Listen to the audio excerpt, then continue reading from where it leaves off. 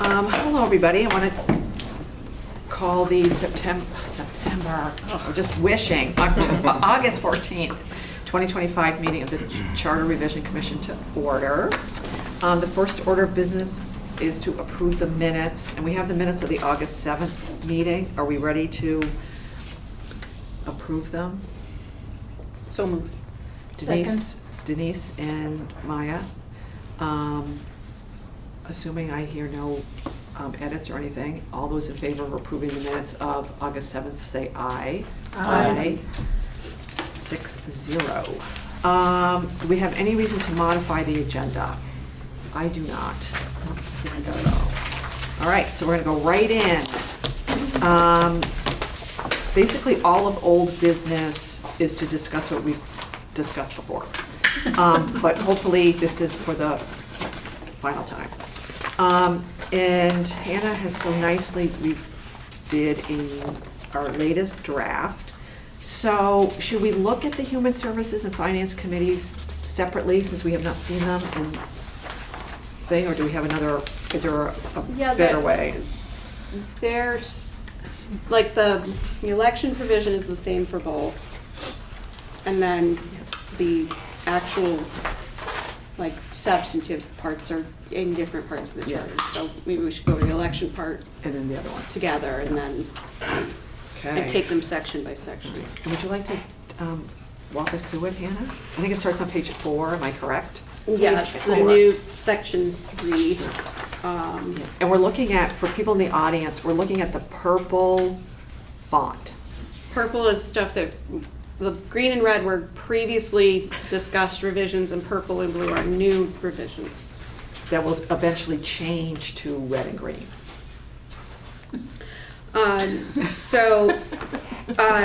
Because we discussed requiring fewer signatures on the petitions for these elected committees, and establishing a quorum and all of that, I broke that out into a new section separate from elected officials. But it's the same beginning part, that they are elected by the town at large on the first Tuesday in March. And the Finance Committee has 7 members, and the Human Services Committee has 11 members, and we can talk about whether or not the staggered terms I've proposed here make sense. I just took the half were 1-year terms and half are 3-year terms. I don't really know logistically how you do that with the first election to stagger the 3-year terms, but we can talk about. But I don't know that needs to go in the charter because it's just 1 year that needs to happen. But there is that section about the select board about how those are staggered. Yeah. We could maybe add something similar in. But I didn't want to do that until we agreed how many seats are for how many years. And then this certificate of nomination section is just pulled from what was previously there for RTM members. And then simplified and clarified for how we want things to operate. So they get a nomination certificate from the town clerk. They have to get at least 15 signatures. They have to be in by no later than 5 p.m. on the 6th Monday preceding the election, which is the same as all of the other elected positions, just less signatures. And it has to be signed by the person who's been nominated, which makes sense. And then in subsection C, it says that the Finance Committee shall have no less than 5 members, and the Human Services Committee shall have no less than 7 members. And if the number of members on an elected committee is less than the minimum required, the town moderator shall appoint only as many members as necessary to reach that minimum number. And a quorum shall consist of a majority of the number of members currently serving on an elected committee.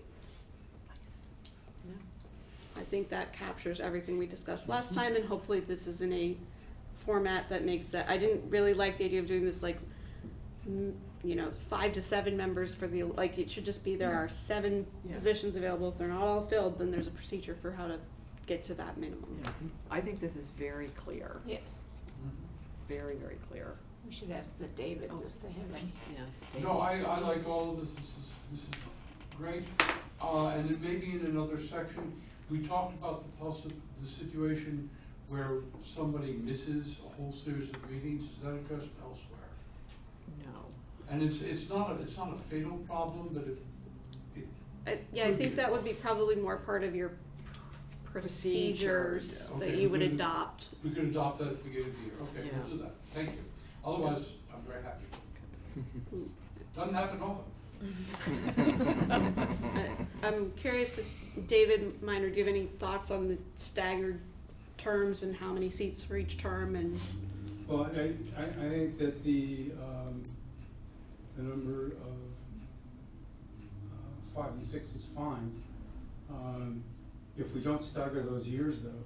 Right, I think what's with. I know that yeah. you passed over it, but if we don't stagger those, what's gonna happen is every 3 years, there'll be a complete new board. With 6, you could do 2, 2, and 2, and we'll just have to add in that language about how those get Right. staggered. So we'll just kind of roll into it.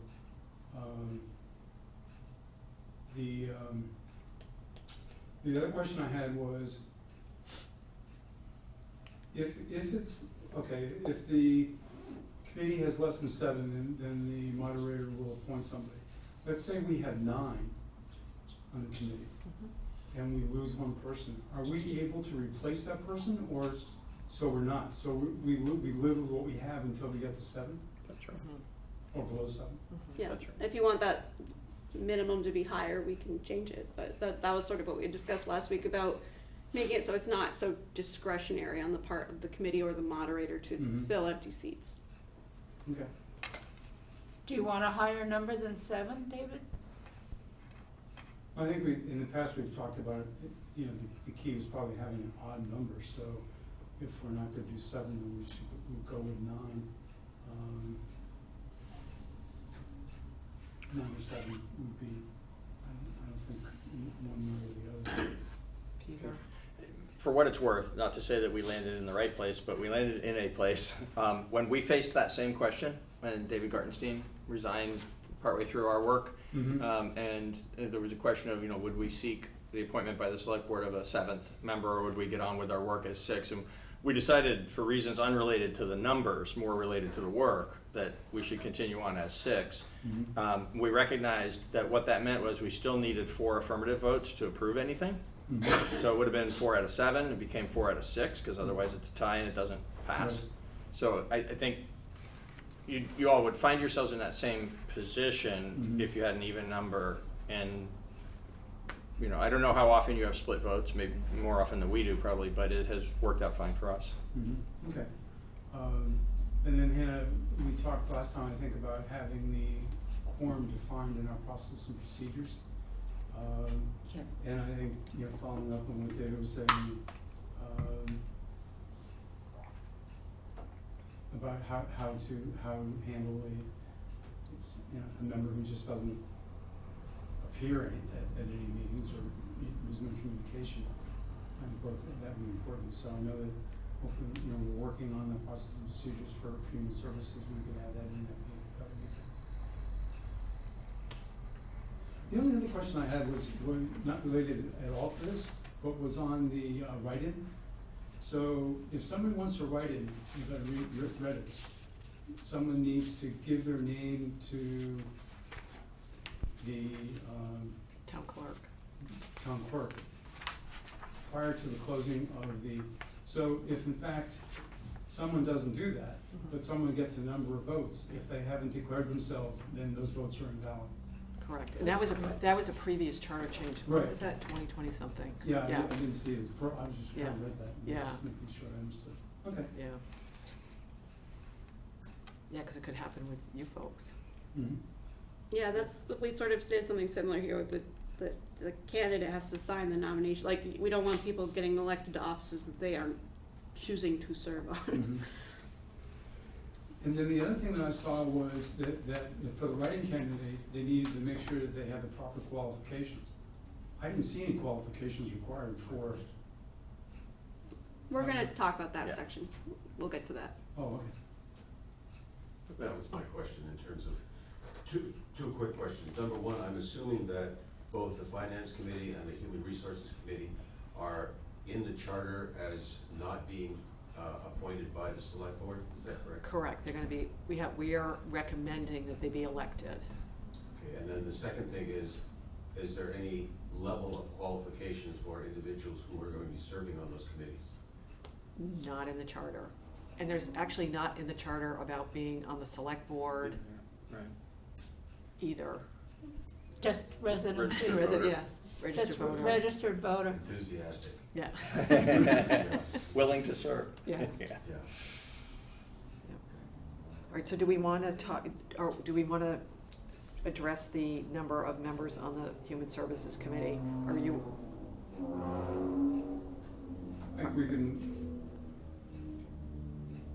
I'd like to get as much of this done tonight as possible, No, so I don't wanna we- leave here without a yeah, number. we can, if you go, if we go with 7, I think it'll work. If we go with 9, it may give us a little more flexibility. To kind of depend, it's kind of hard to imagine what it's gonna look like down the road. Mhm. 7 would be okay. Okay.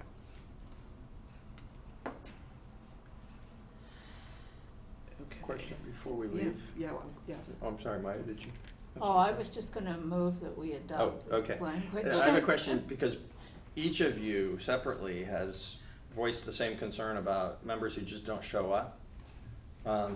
And so I wonder if we wanna include, I guess I'm wondering what your thoughts are, and then depending on those thoughts, whether we would wanna include just extracting the same language that's in regarding the select board's obligation to show up. So if you miss 3 in a row without being excused, you're subject to removal. Whether you'd wanna spell it out right here that same way or not. So for several years, we've had a, David Lovelock, District 9 Finance Committee. For several years, we've had at our organizational meeting, a motion that allows for anyone to dissent in the report from the findings of the committee. Yes. And so the idea is everyone signs in on that at the beginning, so it's easy enough, I just made a note, to add that as a separate motion, that if you miss 3 or more meetings, you may be asked to step off, Okay. or you will be required to step off. Any member And so the who- group is consenting with each other for Yes. that year, that's the rule you're gonna apply? Yeah. Got And it. if you've got organizational procedures, that may work for you as well. Yeah, I think as we were talking, if we were to put that in our process and procedures, Okay. that would Great, all we need. thank you. Saves a page. Yes, yes. Now, when do we want to address how we're doing the staggered terms? Do we have to put that in the charter? Because it's only gonna happen the first year. It's in there for the select board. Okay. So we could put that in, but for the select board, when it's in the select board section, it's not in the Yeah. election section, so I Right. think it would probably make sense to have it be similar for human services. Now, but does, I mean, what does it say for the? Like, if you look at the select board, when it just says 5 members, and then if you go to the select board section, Yeah. um, 1 year. in section 1B, it lays out, you know, how they're, Right. the staggering. Right, So- but isn't this the staggering though? It says, and I'm really sorry, I feel like I'm doing math. 5 members shall serve for 1 year and 6 members shall serve for 3. So what's the difference between, because isn't it more like when that whole, we have to start that somewhere, but then that's what it is.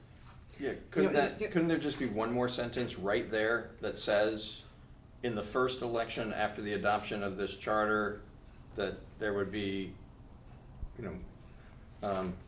2 people for 3, no, whatever the right allocation of those Yeah, 6 seats are. I think just because it's laid out for the select board section, we should probably just do the same thing for the. But this one, It's only, but it doesn't say, it No, just but if you says- go to the select board section, not the I am. election section. No, I'm on page 8. Well, we could put it on page 15, which is, there's a whole paragraph about the finance committee. Right, but I'm reading page 8, it goes, the regular election of the, section 1B. The regular election of the select board shall be held on blah, blah, blah, blah, blah, each year. 1 select board member shall be elected for a 3-year term and 2 select board members shall be elected for a 1-year term each year. Yes. So it's the first year is the biggest figuring out hurdle. Well, for the human services, we would just say each year 5 are elected for a 1-year term Yeah. and 2 are elected for a 3-year term, so Yeah. that's how you get them staggered. Okay. Yes. Yes. Huh? And would that automatically result in the stagger? I mean, another way to treat it would be to have It's in mad. this thing right here, that in the first election following the adoption of these changes, that there would be 2 elected for 3 years, 2 elected for 2 years, and 7 elected for 1 year, right? I But then, think it's just easier to just put this one sentence in, just saying, each year, 5 members should be elected for 1 year, and 2 members should be elected for 3 years, and then that way you know that there are 7 slots on and the then you'll ballot treat the every year. 4 less than 3, for the startup, you'd treat the 4 less than 3-year terms That Yeah, doesn't as add up. We need 11.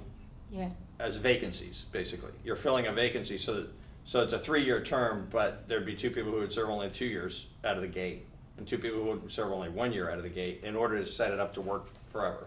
Right. So And that's if you don't think we kinda need to say so in the charter, I'm I don't okay know with if we that. need to put it in the Right. charter or just warn it as like a special election to fill that seat for the remainder of that term.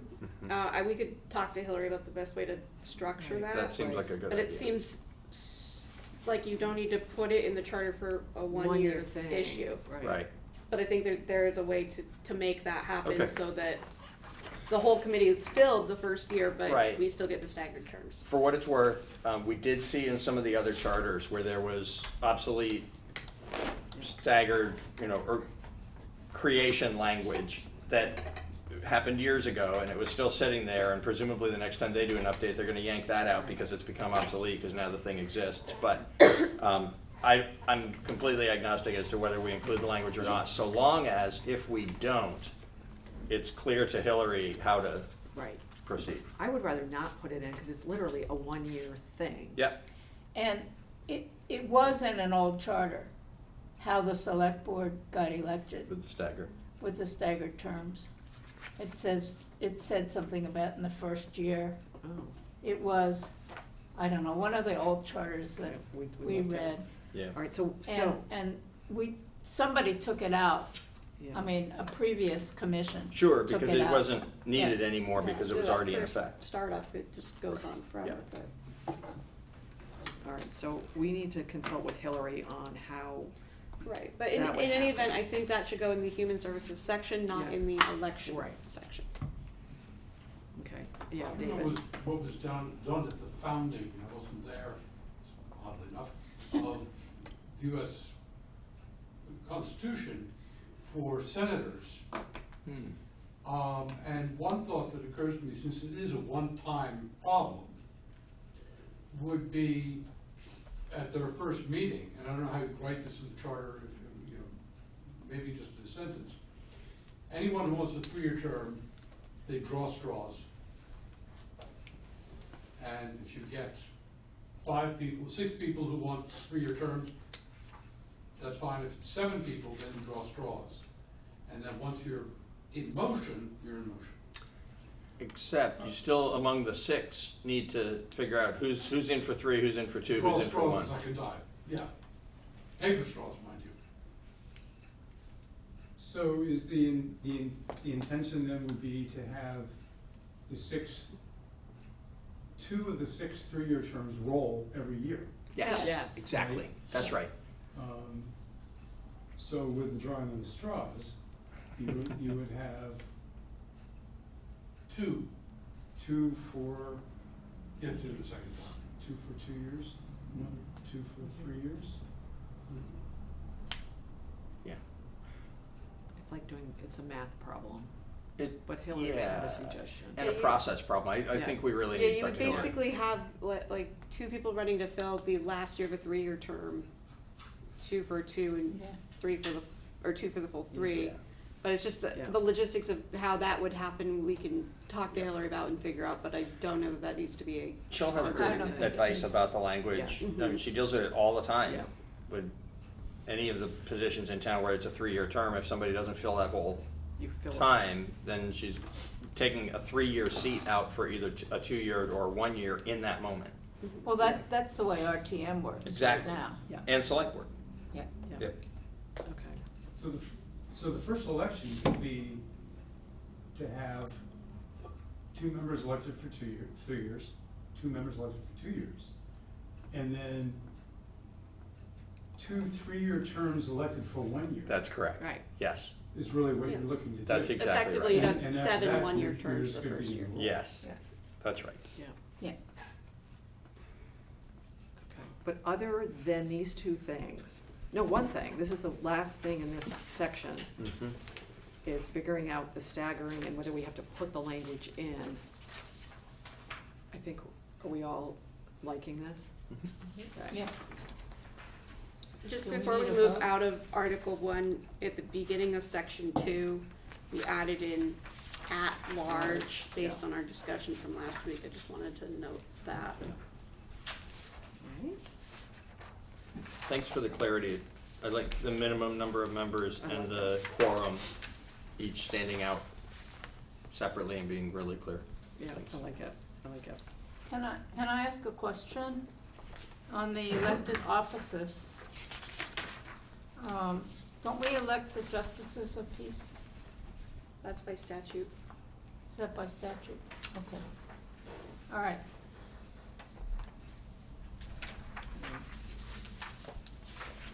Okay, just a procedural yeah. question. Once we've gone over the stuff that's pertinent to these particularly named Yeah. sections, we're gonna come back and do from the beginning all the Yeah, way through, right? That's what I was thinking. Perfect. Yeah. All right, so if we're just talking about the Finance Committee and the Human Services Committee, then we have to move forward to Page the 15. Finance section, which is Article 5, page 15.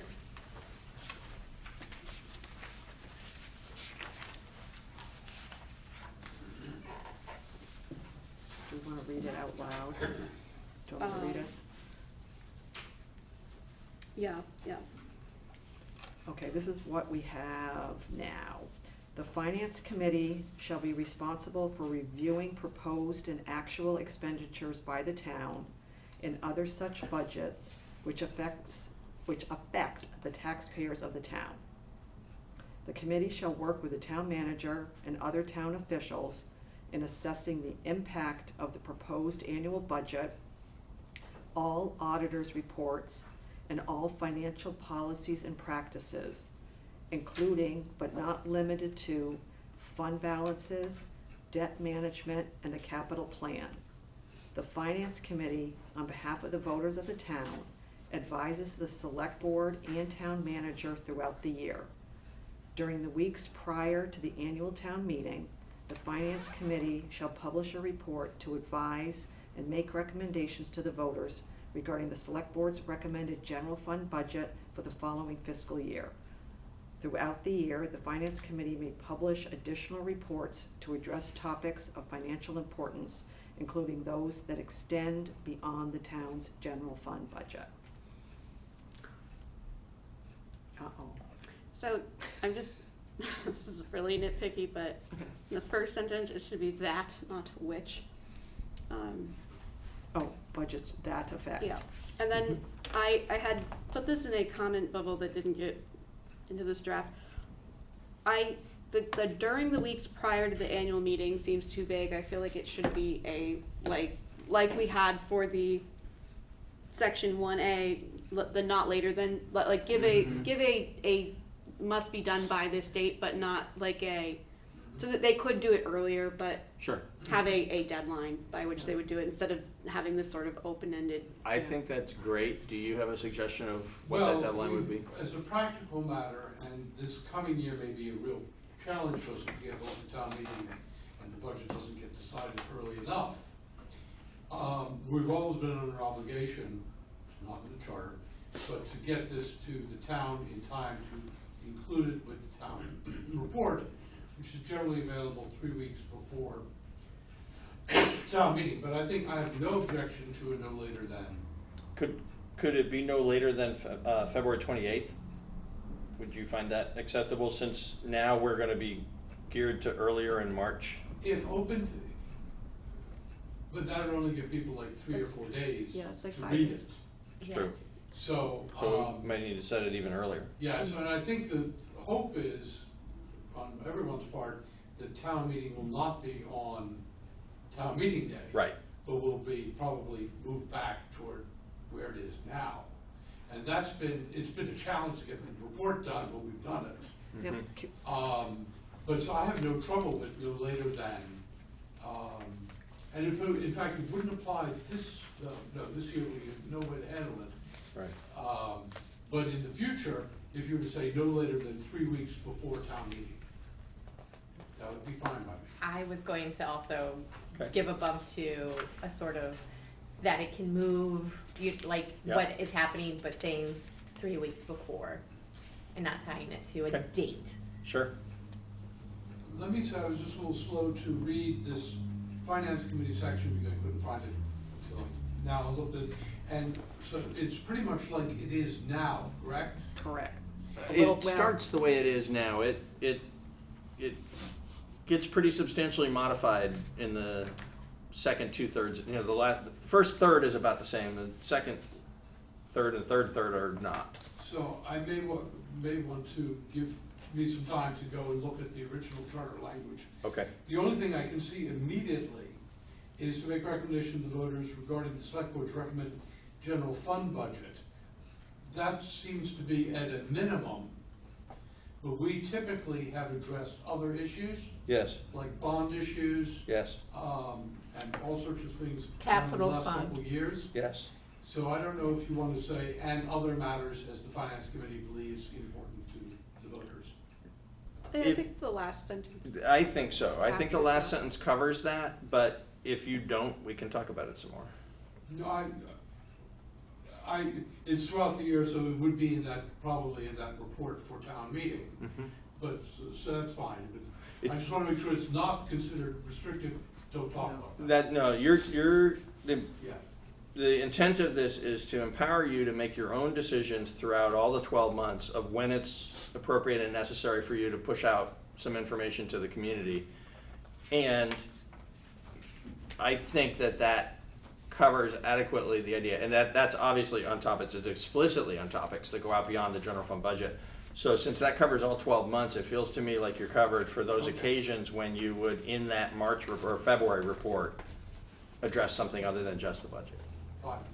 I will look at this with respect to the. Great. Do you have the charter, the current charter? Yeah, I was gonna look at that. Thank you. Appreciate it. All right, so the one change we know we're gonna make is saying 3 weeks prior to the annual town meeting, or no later No later than than 3 3 weeks weeks prior. prior. And Hannah, are you typing that now? Yes. And we're gonna change the which to that. Yep. Okay. But right now, other than those 2 changes, do we all feel comfortable with this? Look around, okay. Okay.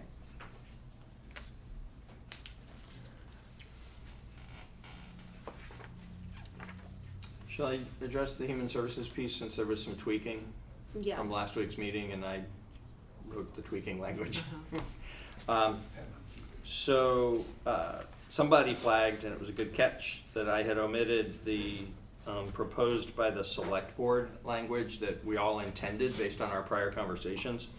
So that has been inserted for those who are following along in a document. The green represents language that we already were looking at last week, and the purple represents the change for this. So I'll read the paragraph for people who don't have a document in front of them.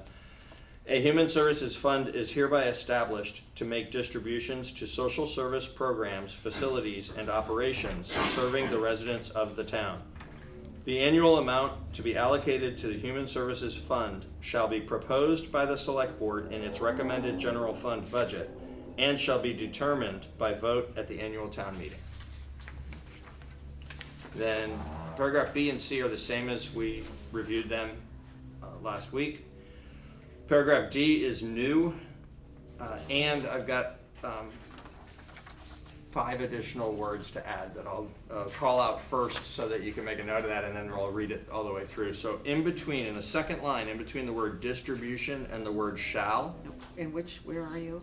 I'm in paragraph D, at the end of Okay. each fiscal year, Yeah. any remaining funds paragraph. Yep. In between distribution and shall in the second line, please add from the Human Services Fund. Oh, yeah, that's important. And so the paragraph now we'll read, and this comes also directly from the discussion last week where we were saying there ought to be a provision for how the funds, so that we wouldn't endlessly accumulate funds in that fund, since it's an annual put the money in, spend the money out process. What happens if there is money there at the end of the year? And so this is how we are proposing to treat that. At the end of each fiscal year, any remaining funds that have not been authorized for distribution from the Human Services Fund shall automatically transfer back to the general fund and become part of the unassigned general fund balance.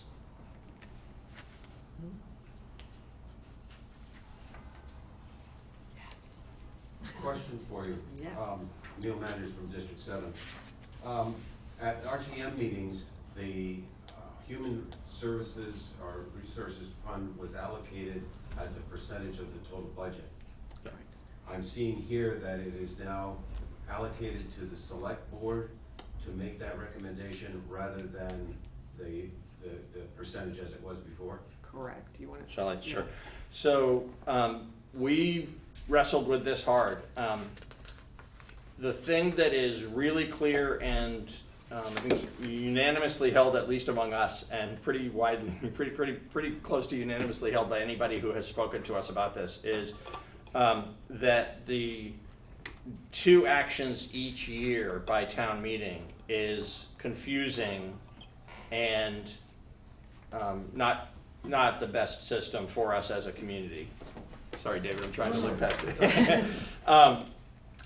And so we were working, from the outset of working on this language for this section, we were looking for how to have an orderly process that would keep as much of the decision-making authority as possible with town meeting, but would be adjusted as needed in order to be able to be dealt with by town meeting just once each year.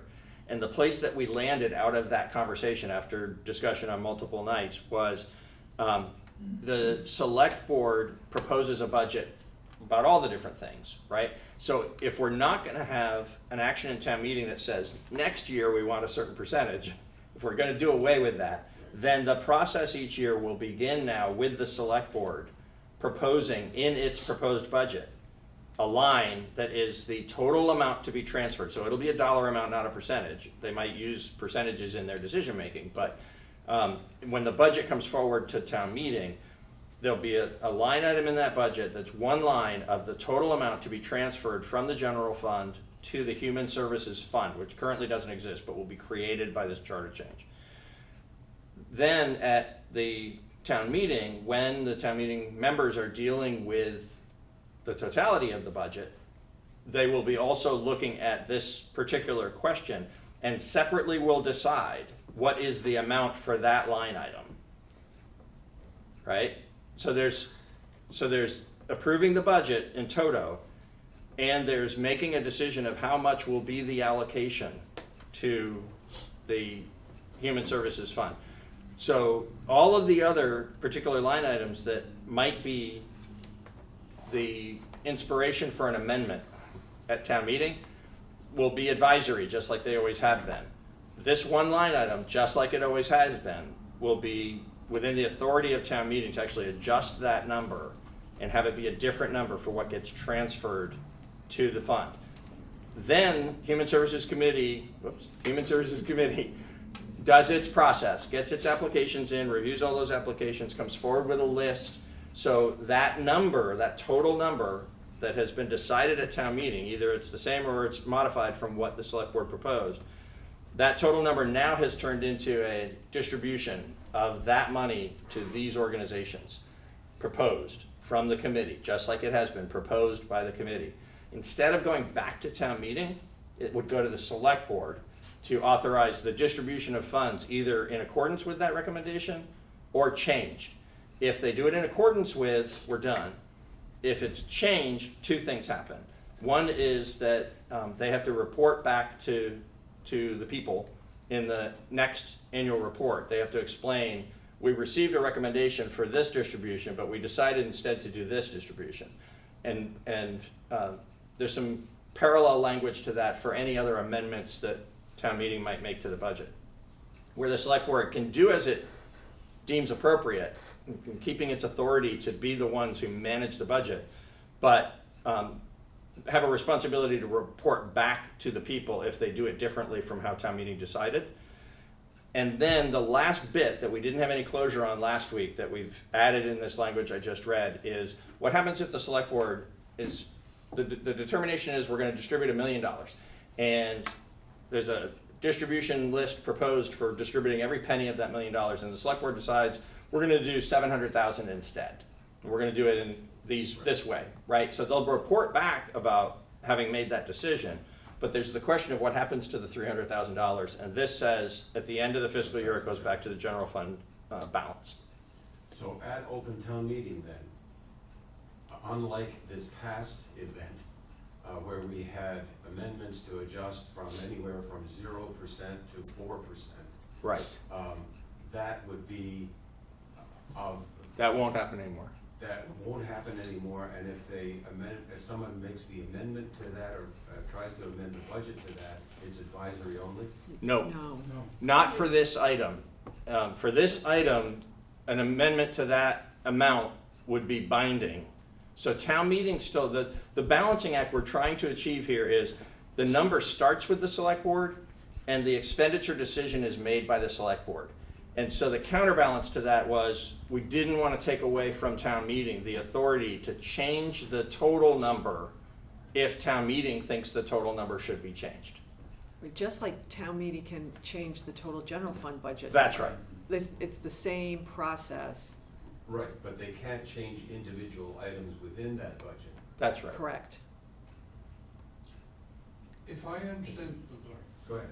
if I understand correctly, the select board recommended number for human services will be incorporated in the general budget fund Correct. budget proposal. Yes. Right. Wouldn't it be clearer or cleaner to have language here that the select board shall send an article on general fund, but an article on human services fund?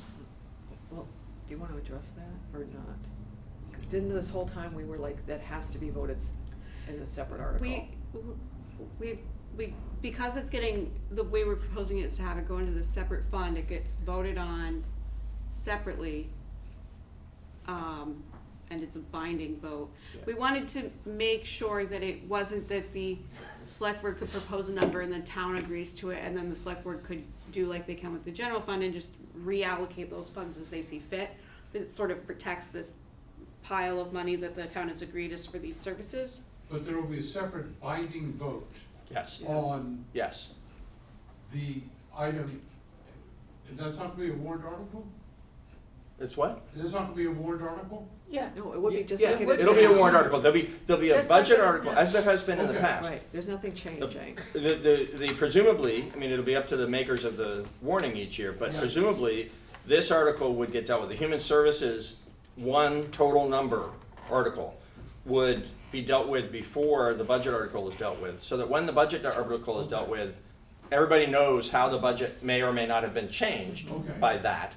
And then, in dealing with the budget article, town meeting has the same limited authority it always has.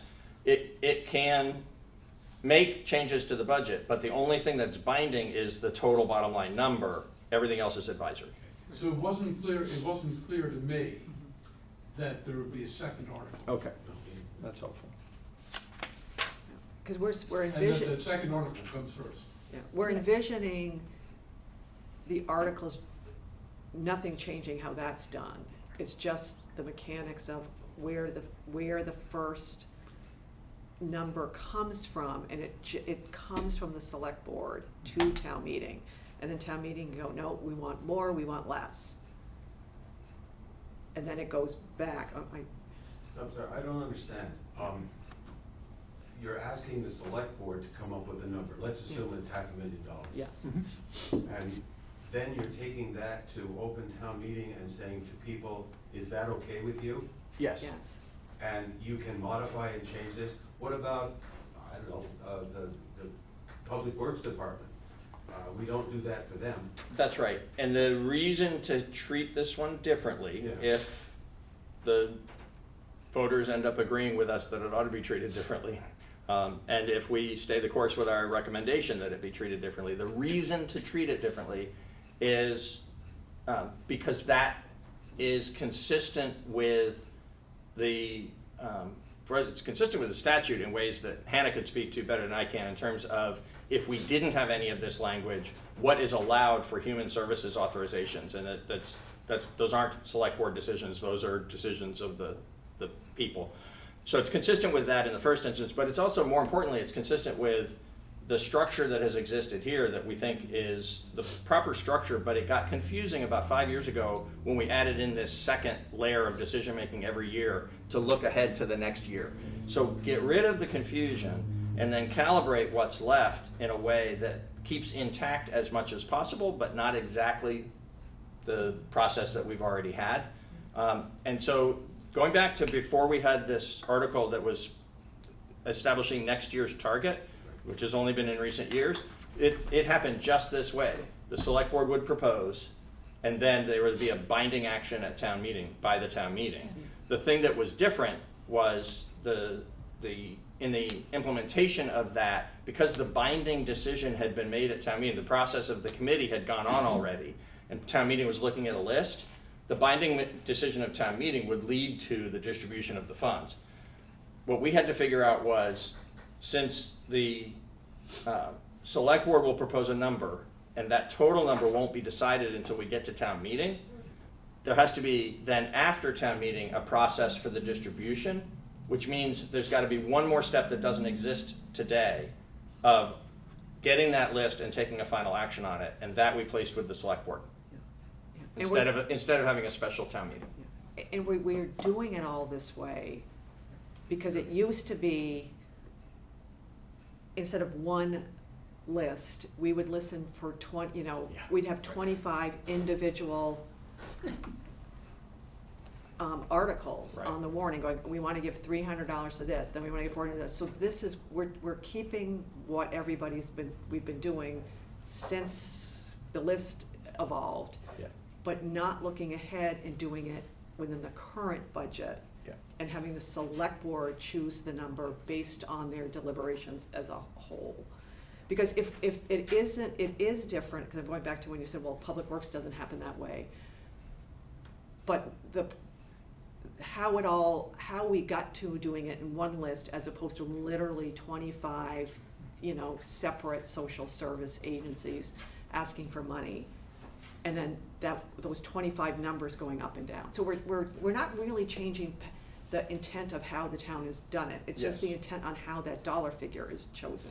And one additional check in terms of these checks and balances, how we're trying to make this as much of the current system as possible, but being really clear and intentional about the ways in which it'll be different, that are meaningful.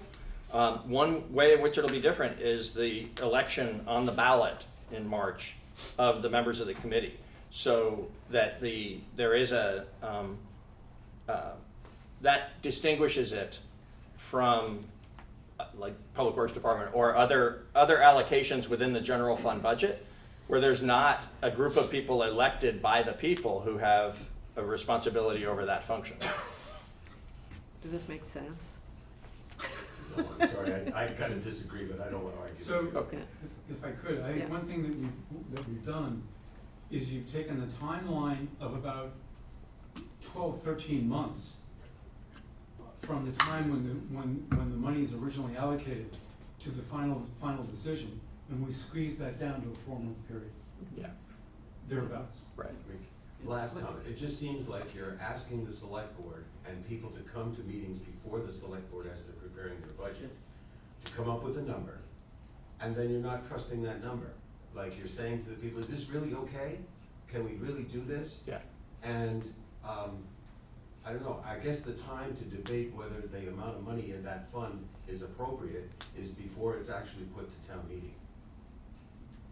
There'll be discussion of whether or not it's appropriate both times, I'm Both certain times. of it. In front of the select board, who will then make a recommendation, and at the town meeting as well. Right. And prior to when we were doing this confusing two-step thing, Right. there were many years where there was an adjustment made by town meeting to that line item for Yeah. what had come to them. And it was always under a separate article because it had to be authorized under a separate article under state law, so that the people were allocating it, not the select board. And it was based on the lists that were promulgated by the committee. So that piece of this is not proposed to change. In fact, I would suggest that for folks who are concerned about decisions they've seen town meeting make on this topic, that the fact that the select board gets the last word is a substantial change in the direction of providing the protection that such a person would be looking for. Yeah, and it also, to me, the number comes in with the select board. Right now it's okay. In March we decided that we're going to do this a year from now. The select board is going to be setting that number based on the reality of what they're dealing with in the budget. It's real time. It's a real time number.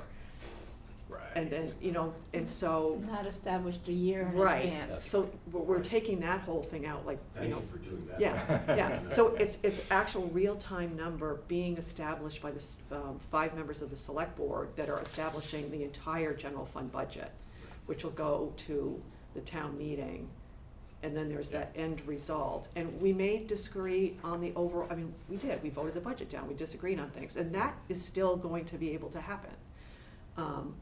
But we're just changing, I believe, in a better way, and because what we've heard from people, the confusion and this, so I think it's more. Yeah, and I think building off Kate's point, it's really helpful for the select board to sort of put in a placeholder number, if you wanna call it that, just to show how the overall budget is, even though this is something that gets voted on by the town.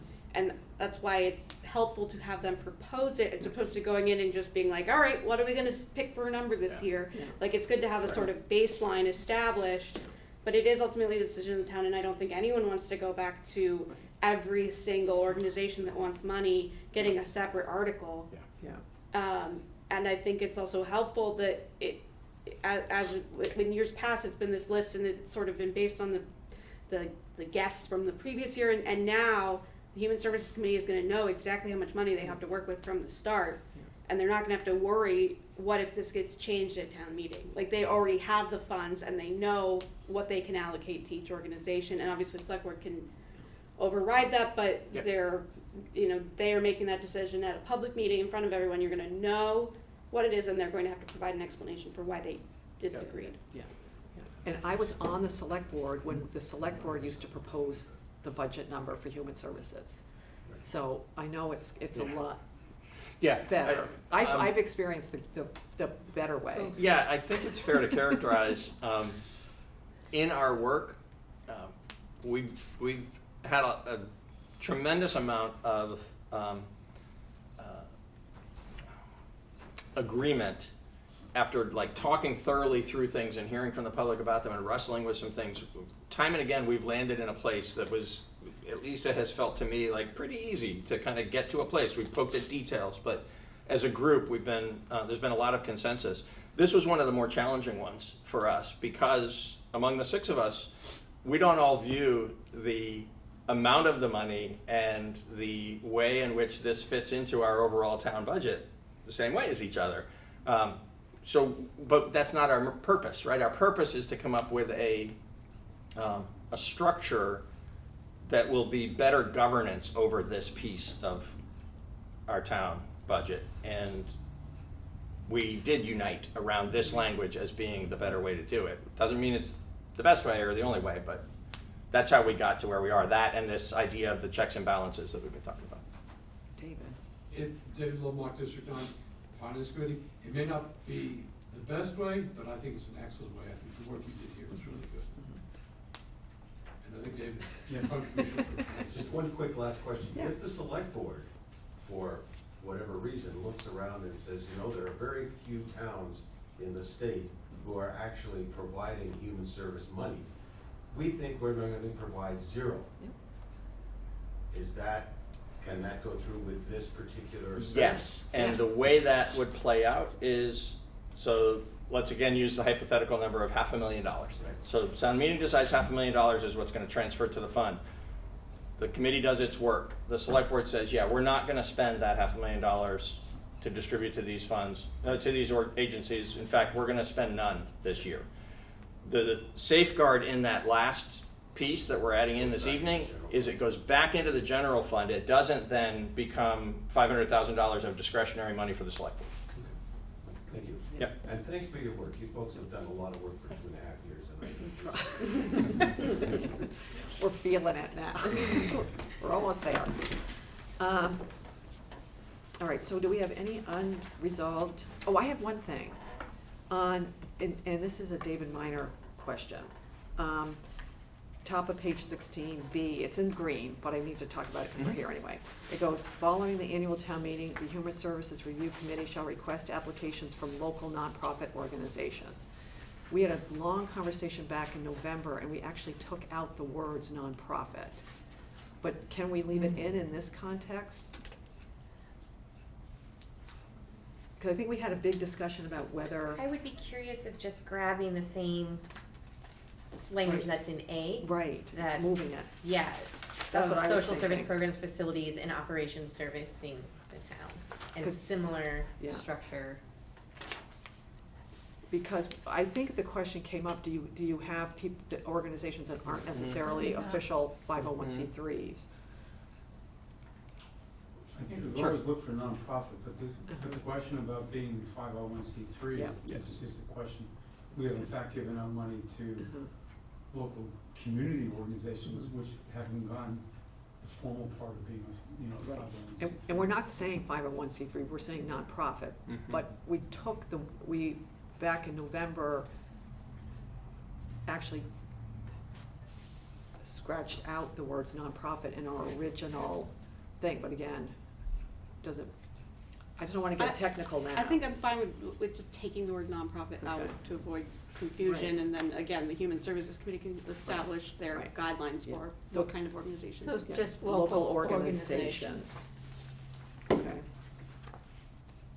Is that okay? Okay, well, look, Oh. okay, about local organizations, it's not so much the organization may not be local, but they're serving, Yeah. serving local Serving. people. Right. Local. I like Joy's idea of taking that phrase from the first part and just using it again. Yeah.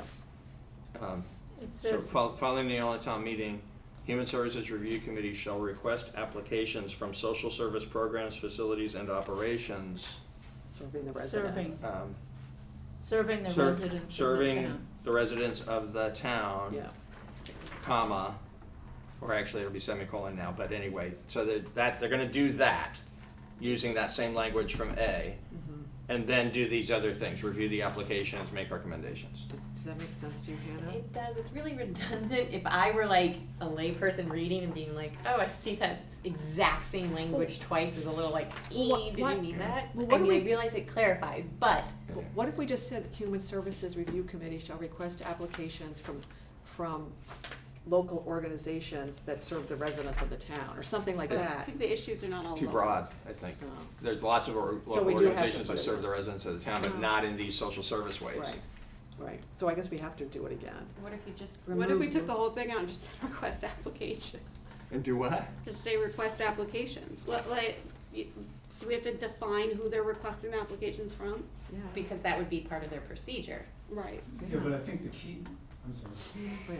I think the key is that the allocation is specifically for the residents of the town. Mhm. And the organization, there are many organizations, throughout the southern half of the state there's some national, Red Cross, there's some national organizations Right. that provide Right. support, to the residents of the town as well.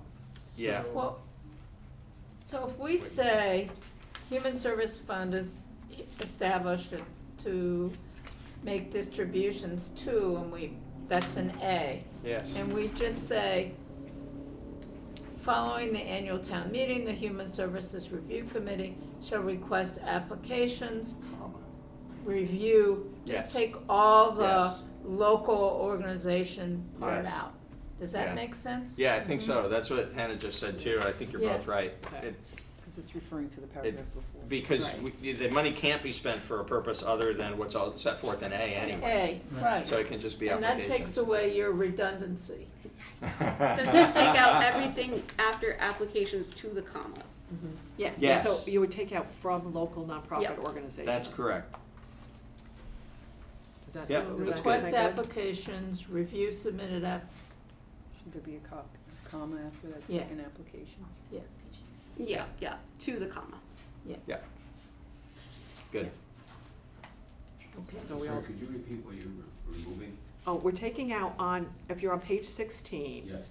Under B, it's gonna say, following the annual town meeting, the Human Services Review Committee shall request applications, comma, review submitted applications. So we're taking out from local nonprofit Gotcha. organizations. Because we figure we have, that's sort of Okay. established on page 15. Does that make sense? That's fine. Okay. Thank you. Understand how my draft is. Like, my draft says page 14, but it's all the same, I don't know. Okay. So I think, Kate, did you wanna Well, add something about no, describing the Human Services no, Committee? I I think think- it's covered. I think it is covered. I was like Mhm. hot and tired when I, so it's perfect. It's perfect. Yep. So do we feel, okay with, section 3, human services? Yes. Okay. And see, David, David Levenbach, Oh, did you have any more questions about section 2 on the finance Mm. committee? I don't think so. I have trouble studying and listening, so. Okay. Are you gonna take on the topic that's really boring soon, and I'll go outside? They're all compelling, okay. We're gonna talk about the library next. We're gonna talk about the library trustees. So I'm a Hannah, great fan of the library. Should we, for the finance committee section, make 2 subsections and have the second one start with the no later than 3 weeks prior that we just added in? Would that be helpful to break Oh, up break it this up a long little bit. paragraph? yeah, Or make it clear that that's sort of like, have that stand out as a requirement? Like that, yeah. there's a section sort of describing the responsibilities and then a section describing what they can publish. Yes, That I makes like that, but just to get more complicated, I'm sorry. I think if we do that, and speaking to the clarification David was concerned about earlier, it feels to me like we should bump the other throughout the year piece up into that first paragraph. So the last sentence about publishing reports that address topics of financial importance beyond the general fund, or including those that are beyond the general fund, it'll require some wordsmithing So to just adjust swap it. those 2 sentences? Not swap them. What I'm thinking is there would be a final thing. I like what you're saying about an A and a B, but I think that the reports on all kinds of topics throughout the year belongs with the advising the select board and the town manager throughout the year. And we can't just like pull it and drop it in. It's gonna have to be wordsmithed a little bit. But get those 2 ideas together at the end of the first paragraph. So that's the body of work they do throughout the year. Right. And then there's a paragraph B Right. that speaks specifically to the obligation to deliver a report not less than Yeah. 3 weeks before I was the thinking meeting. of section B just being about reports generally, like, Yeah. but, Oh, I see. Okay, I mean, okay. we can come up with a proposal for next week to, Yeah, but we won't change I see what anything you're saying. So there's a substantively. functioning Right. and there's a reporting. Yes. yeah. Yeah, and there's It also could be 2 either way. throughout the years. That's why you can't bump the throughout the year up, Yeah. because it's after throughout the year. I hear what you're saying, Hannah, too. Yeah. Yeah. Yeah. No, let me say, we're meeting, the finance committee is meeting on Monday. I'll take all of this, including the old charter, to them. Right. And if they have any thoughts, I'll send it to, And it has to be really, like, we have We're doing a wordsmithed this. full read through next week of. Right, like, this is like, if anybody comes back and tells us they hate the whole thing, we have to start over. The finance committee will be, we're gonna have, there is no finance committee. okay, fair enough, fair enough. I mean, Not quite that bad. Well, but we That- wordsmith this thing to, Yeah, like, Yeah, we have. That said, the things that y'all have flagged Yes. this evening as we've been having this Right. conversation have been really helpful. and that's, Thank you. and that's what we're gonna, I think Hannah wants to try to address, we wanna try to address Yeah. by breaking this up a little bit, so it's not so, Yep, and moving that through, yes. Yep. We're on the same page. we are. I'm just saying, like, if the finance committee comes back and says, no, we don't like any of this, we're starting over, Yeah. that is just not. No, I don't think that's the case, but it just, okay, I'll look at the old charter language. You have to be very scared when you come back on Thursday. So, Okay, so Hannah, this is gonna be wordsmithed a little bit. Yeah. well, it's gonna be broken up. Yeah. Reports, the Yeah. report section. I Yeah. like a reports section. Yeah, okay. All right, Library board. are we ready to go to library board? Mm-hmm. Now, the only thing I had with this, we talked about, it. Where is it? Go to the library? Yeah. Page 6. Page six. Um, What page? Page 6. I emailed Hannah after I read it, because I thought we decided that we were gonna have the select board appoint the library board, because that's what it is in state statute. Yes, I remember we had a discussion about it last Yeah. week, but I didn't convey that over to my notes, so is it in the minutes? Can we just pull it from that? Yeah. And is everybody fine with that? Sorry. That the select board appoints? Yeah, because that's Yeah, what we talked about. I don't have a concern about the select board appointing, but then I wonder whether we need all this detail in here, because the select board appoints a bunch of other boards that Right. we don't have a lot of detail about. I don't know whether it's because of the weird situation that the library is. Yeah. The You know? library is unique in that it is a sort of Yeah. hybrid town department. Right. And that's why I sort of worry about taking Okay. out, like, the library shall do this, you know what I mean? If we take that, in like C says what they do, in a sort of way, you know? Although that's not new language. No, that's the old language. That's what I'm saying, do we take something out that we, I don't know. So you're suggesting A, C, and D would remain intact, but B would be modified to have new words that would call for the select board appointing members.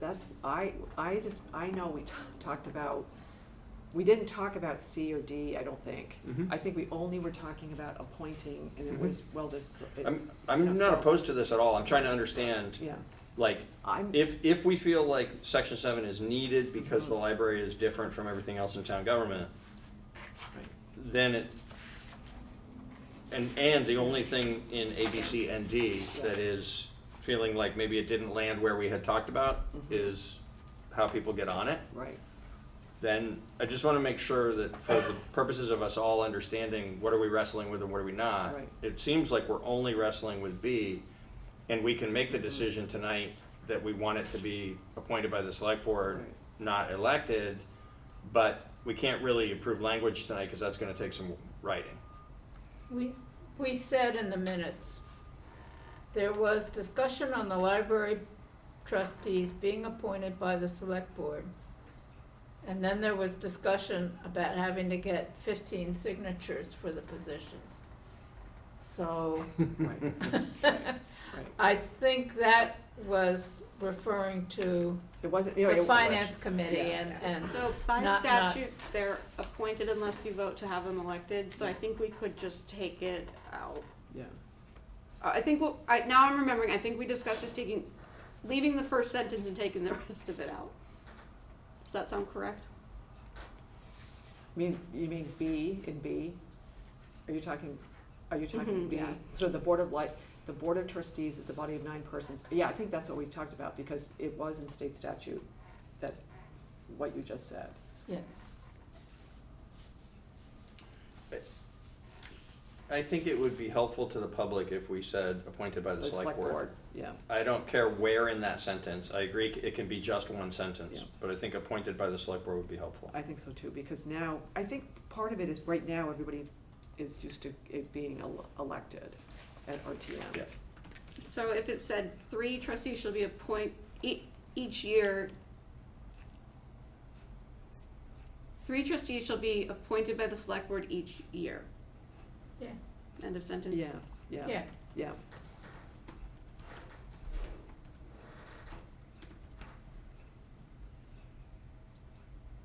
Yeah.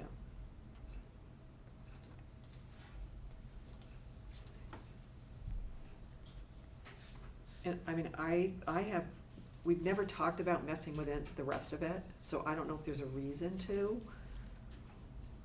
Oh, David, Yeah, in C, the board of the trustees employ a library director, mhm, but later in this town manager, right, he appoints department heads, and this is a hybrid instance. right, It is, right. a hybrid instance. So you may need to amend the town managers Um, to exclude the library? No, No. I wouldn't do that. The way that has worked is, the actual hiring, because the library director is a town employee. So the recruitment process, the decision to hire, the onboarding, all of that happens like it does with the other department heads of the town. Except that in the, review of the applications, deciding who's gonna be interviewed and the conduct of the interviews, it's the town manager and representatives of the library trustees that do that together. The appointment decision is still made by the town manager. So that, But that's not what C says. I don't think that, can I just, no, it's like, the statute says that the board may appoint a director, the library director shall be under the supervision and control of the board of trustees unless the employee relationship is otherwise specified in the charter or by written agreement between the legislative body of the municipality and the trustees. So I think because it's in there's an agreement Yeah. that sort of, Also, I think if we were to do anything with this, the word employ is the thing that might be right, overly strong in that paragraph. I think everything else there reflects reality. There's a couple of different positions in town where people are serving both a board and in the administrative structure. Carol Lalotte's situation comes immediately to mind as the same thing, or the recreation board. The details of the recreation board versus the library trustees are different, and the recreation department isn't uniquely a sort of quasi-public, quasi-private thing like the library is, so there's some differences. But for the two of them in their roles, I think if we brought them here and interviewed them, they would say, I am supervised by the town manager, I have responsibility to work with and under the direction of the town manager, the same as any other department head, and I also have a board that I report to and need to staff them the way that the town manager's office staffs the select board, for instance. because so they're, but you might say that the trustees have an advisory role in the employment of the library director. Yeah. That would actually oof their power, which is limited. and the other thing too, with the library board and there is money that's not town funds. That's I right. mean, there's huge endowment, and the board makes the decisions on a lot of the money that That's the right. select board does not make. You know what Yeah. I mean? So that's why Yep. this is a little bit different. It is. what if it said appoint instead of employ? That's what the statute No, I don't think says. so. The town manager appoints.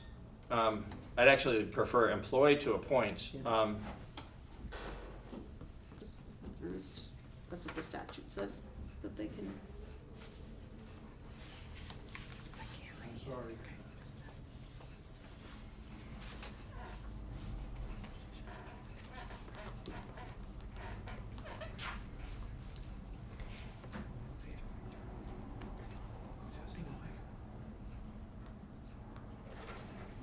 Would it be confirms?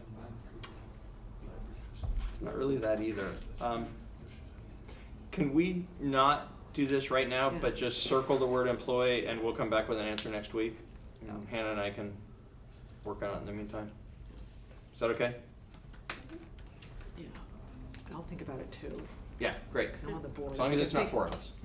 No, but I'll just think in my mind. 'cause Yeah, I'm yeah, trying no, to think- I'm trying to yes, absolutely, as a trustee, think- Yeah. for I'm trying sure, to let's the think, like, three of what's us. a good word? Yeah, totally. Subsection D, we just have to take out the second half of that sentence based on what we've just changed in subsection B. Oh, yeah. So take out everything after Mm-hmm, the second trustees. yep.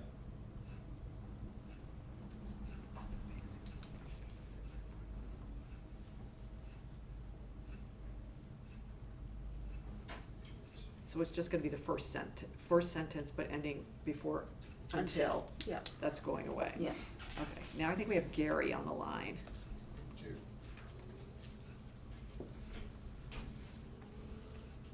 I hope you guys are cool in there. Well, first question, Hillary's not there, right? No. Who? Hillary Francis, she's not in today, right? Okay, No. so I guess I could ask this burning question. I was just thinking maybe anything trustee, could that go on the ballot or something like that? I mean, it's not a paid position, the trustee, correct? No. So that can't go on No. like the town ballot or something like that with other Well, trustees? It could, but in state statute, it allows for the select board appointment of the trustees. So it's a different type of trustee appointing. Okay, I I was mean, just we, trying to we, think of. no, We we, could have them elected, but we're choosing, since it's in state statute, we might as well just follow state statute in this case. Oh, because you know why I asked that question? Because they have a lot of other committees. I know you're going to be downsizing some other committees that are just sitting there, but just the fact that adding on extra committees for them to have to do. I mean, I guess maybe that's something that might be one less thing they have to come in at night and have to deal with, and having people interviewed and all that. Because that is a process. Because a lot of people might be signing up on that. I mean, you've been on it before, right, Kate? Yes, I'm on it now, actually. Awesome. Yeah. And knowing that how the system and how the mechanism works internally there. I just was wondering if something like that can be done, because they're a whole separate entity, like you said, the library. And I guess, like Peter was saying, that's something would have to be like a town staff type of thing. It's not Oh, no. similar to that. No, it would be just, I think we're talking about the library director when we were talking about town staff. Oh, okay. Not as far as trustees. Right, the trustees aren't town staff, no. It's sort of like, it's because the library is a library department, but it's also has its separate operating systems with its endowment and other kind of funds. It straddles being a board while you have the trustees and the select board.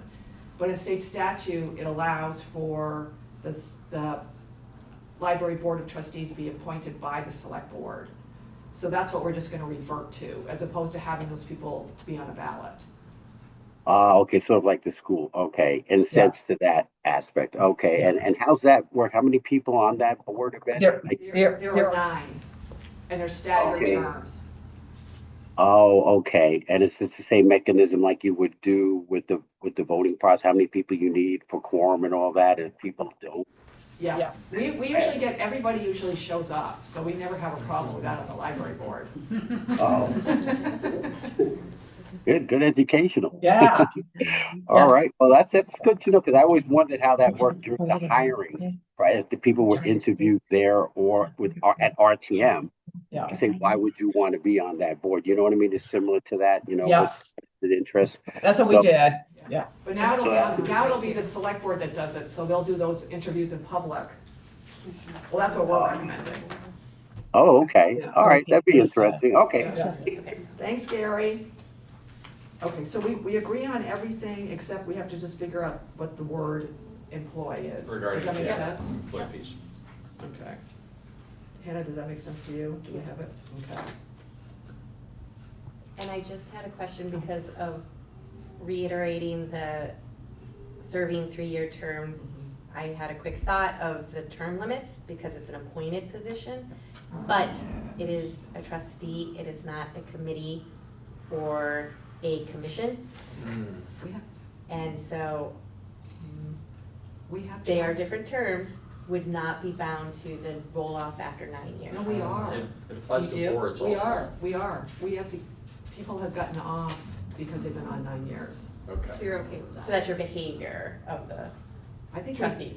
Because I think we abide by, like, it's the rule, like we all know. Even though it's been a town meeting election process, you've still abided by Oh, the yeah. 9 years, so that's good, so that's not a Okay. change. Yeah. Oh, yeah, everybody knows, like, if you're on 9 years, you at least have to get off and, For a year. for a year and then Okay. come back on, yeah. You do it right, Joy. Yes, no, Great. yes, that's, everybody knows that. Yeah. Okay, so do you feel okay with that? All right, now, Peter, I know we were talking, you asked if we're gonna walk through things. My intent was to see, yes, should we walk through it again? Yeah, And then we had decided that we were also, might discuss the order. So I don't know if we Yeah. just wanna go through it again, because next week when we see Bob, I think we should have gone through it one more time. Yeah. that'd be Before we cool. see Bob. Yeah, and Does I that have make a couple sort of minor notes from both my own review and that we had gotten from Hillary last week that we didn't go over with her. Perfect. Just technical corrections. Perfect. So, Hannah, would you like to lead the review? Sure. So, we already discussed the at-large addition to Article 1, Section 2. And then the next change. We're talking about order as we go Well- along. We're just talking about changes we haven't discussed yet. Yeah, and then we'll talk about order, once we know Okay. we're all on the same page. So, Did you wanna talk more? Yeah, on in section depth? 2, are you going on to section 3? I was just, I thought we'd already gone over Section 3, so I didn't think we were going over that. Can I ask something about section 2, the end of section 2? Yeah. So, there is language that I find really helpful just for its detail and clarity about the certificate of nomination. And under section B of the new section 3, where there's 3 different Yeah. things that all speak to certificate of nomination. Yeah. Had an opportunity to speak briefly with Hannah about this. I'm not suggesting that we need to mimic this in section 2 in as much detail, because what we do currently for the 5 elected officer positions that are described in section 2 is just follow statute. But it concerns me for the clarity to the public that there's no mention of certificate of nomination related to those 5 important positions. Yeah. And there's such a detailed presentation of it related to finance and Right. human services. And so I'd like us to agree that Hannah will prepare some appropriate language between now and next week. It's gonna be a one-liner that just says the certificate of nomination process related to these offices is as is set forth in state law, or something like that, that are words that she's pleased with. Yeah, Is that yeah, okay with everybody? I think so, because I know the town moderator will ask, what does this mean for me? You know what I mean? And, but I think that's important, because if he's gonna Yeah. ask, Yeah. then Seriously. Joe, Just to clarify, this certificate of nomination was already in there for RTM, and there was nothing in there Right. for the rest of these offices, so it's not a substantive change, but I do think that Peter's clarification would be helpful, I do too. so. I do too. I agree, Thanks. I agree. And I am saying, like, that our current moderator was asking, like, do I have to do what everybody else does? So I think we clarified, yes. Great, thank you. Yes.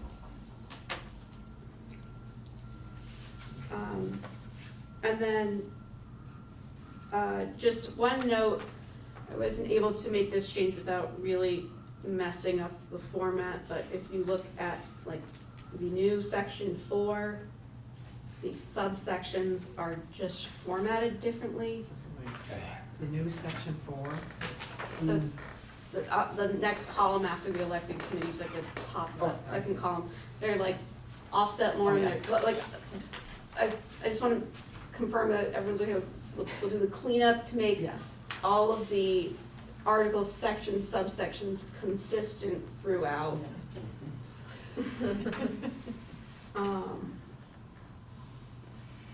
So, on the write-in candidate, section 6, What page are you on? 5. Okay, yes. Peter and I had discussed having the write-in candidate must be qualified as a candidate for the office. I don't know that that was necessarily the exact intent. I think we want to say that they basically have to meet the same qualifications they would if they were nominated and on the ballot, except for that. So they have to be eligible to serve. Okay, Eligible to serve language would be really good. right.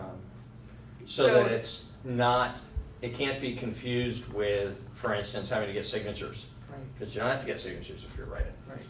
So instead of qualified as a candidate, that will be deleted and it'll just say eligible to serve. Eligible to serve.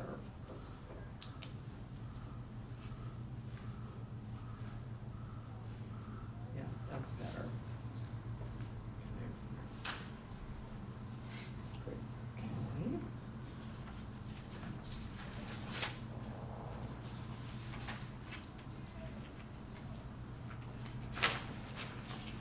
So the next change, so in the Board of Library Trustees, we didn't discuss this, but this was just another minor revision, as we discussed, to take out references to state statute that are superfluous.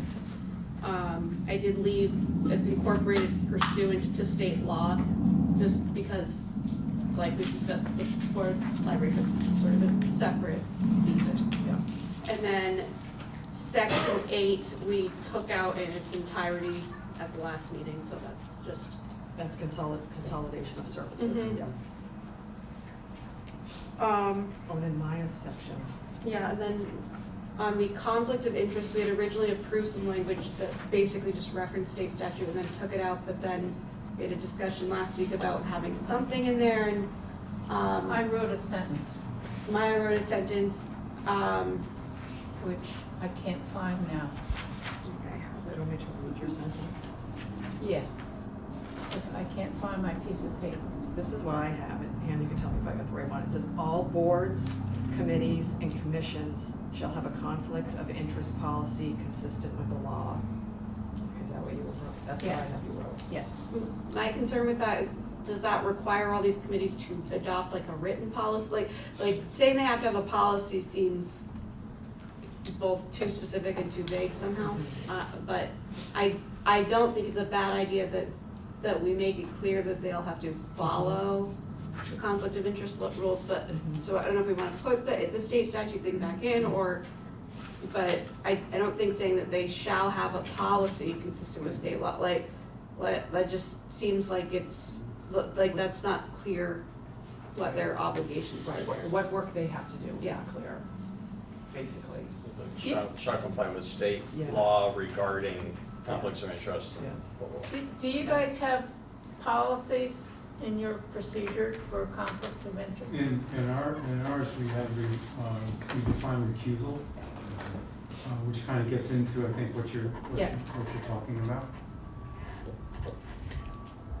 Yeah, and I think that's vitally important because people have keep raising this question. And I've sort of seen the committee work one year, and I know that they follow that, but that's important. We're advisory only, so I'm not sure that, the conflict of interest is really an issue. But, to Hannah's point, if I you're mean- not obligated to adopt a policy, you're just obligated to follow the law, Yeah. Right, then right. that's gonna not apply exactly the same to each different circumstance. But what we're saying is this matters, and all our different boards and committees are gonna follow the law related to conflicts of interest. We can just say, what did I say again? Well, you said, I think that there's a subtle I don't know difference what here. I can't- You have all boards, committees, and commissions shall have a conflict of interest policy Sure. consistent with the law. I think Peter's saying, in my, Hannah, Shall follow the applicable law. Yeah, abide by the state law. I'm not saying these are the exact words, I think we should let Hannah put it down on paper so we can see it next week, but the essence of it would be, instead of they have a policy, it's they follow the law. They follow the applicable law Right, exactly.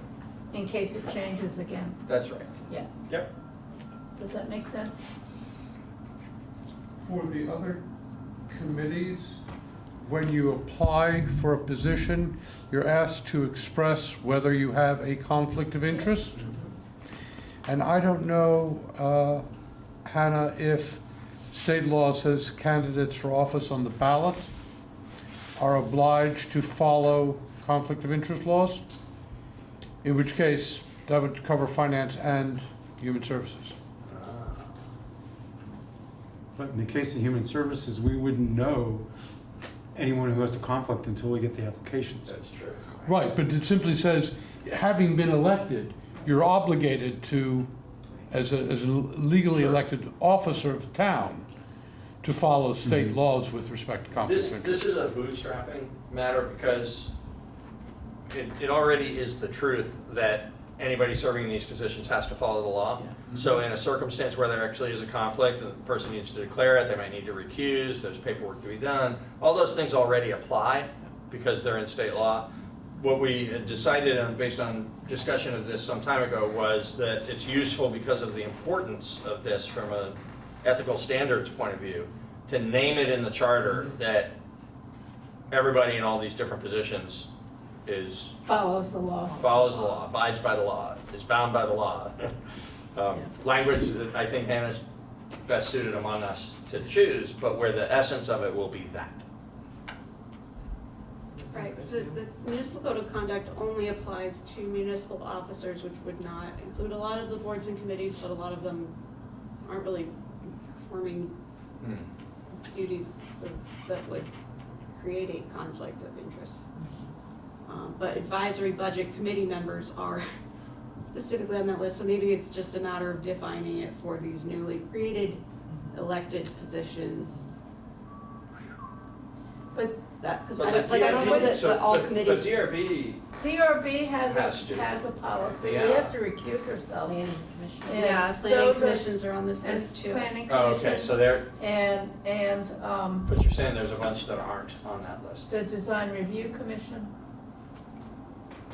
Right, because there are I see. committees that by their nature, there's no the tree commission. need for it. Yeah, right, which is what David is saying, that if all you're doing is offering advice, Right, then you can't do something to benefit yourself right.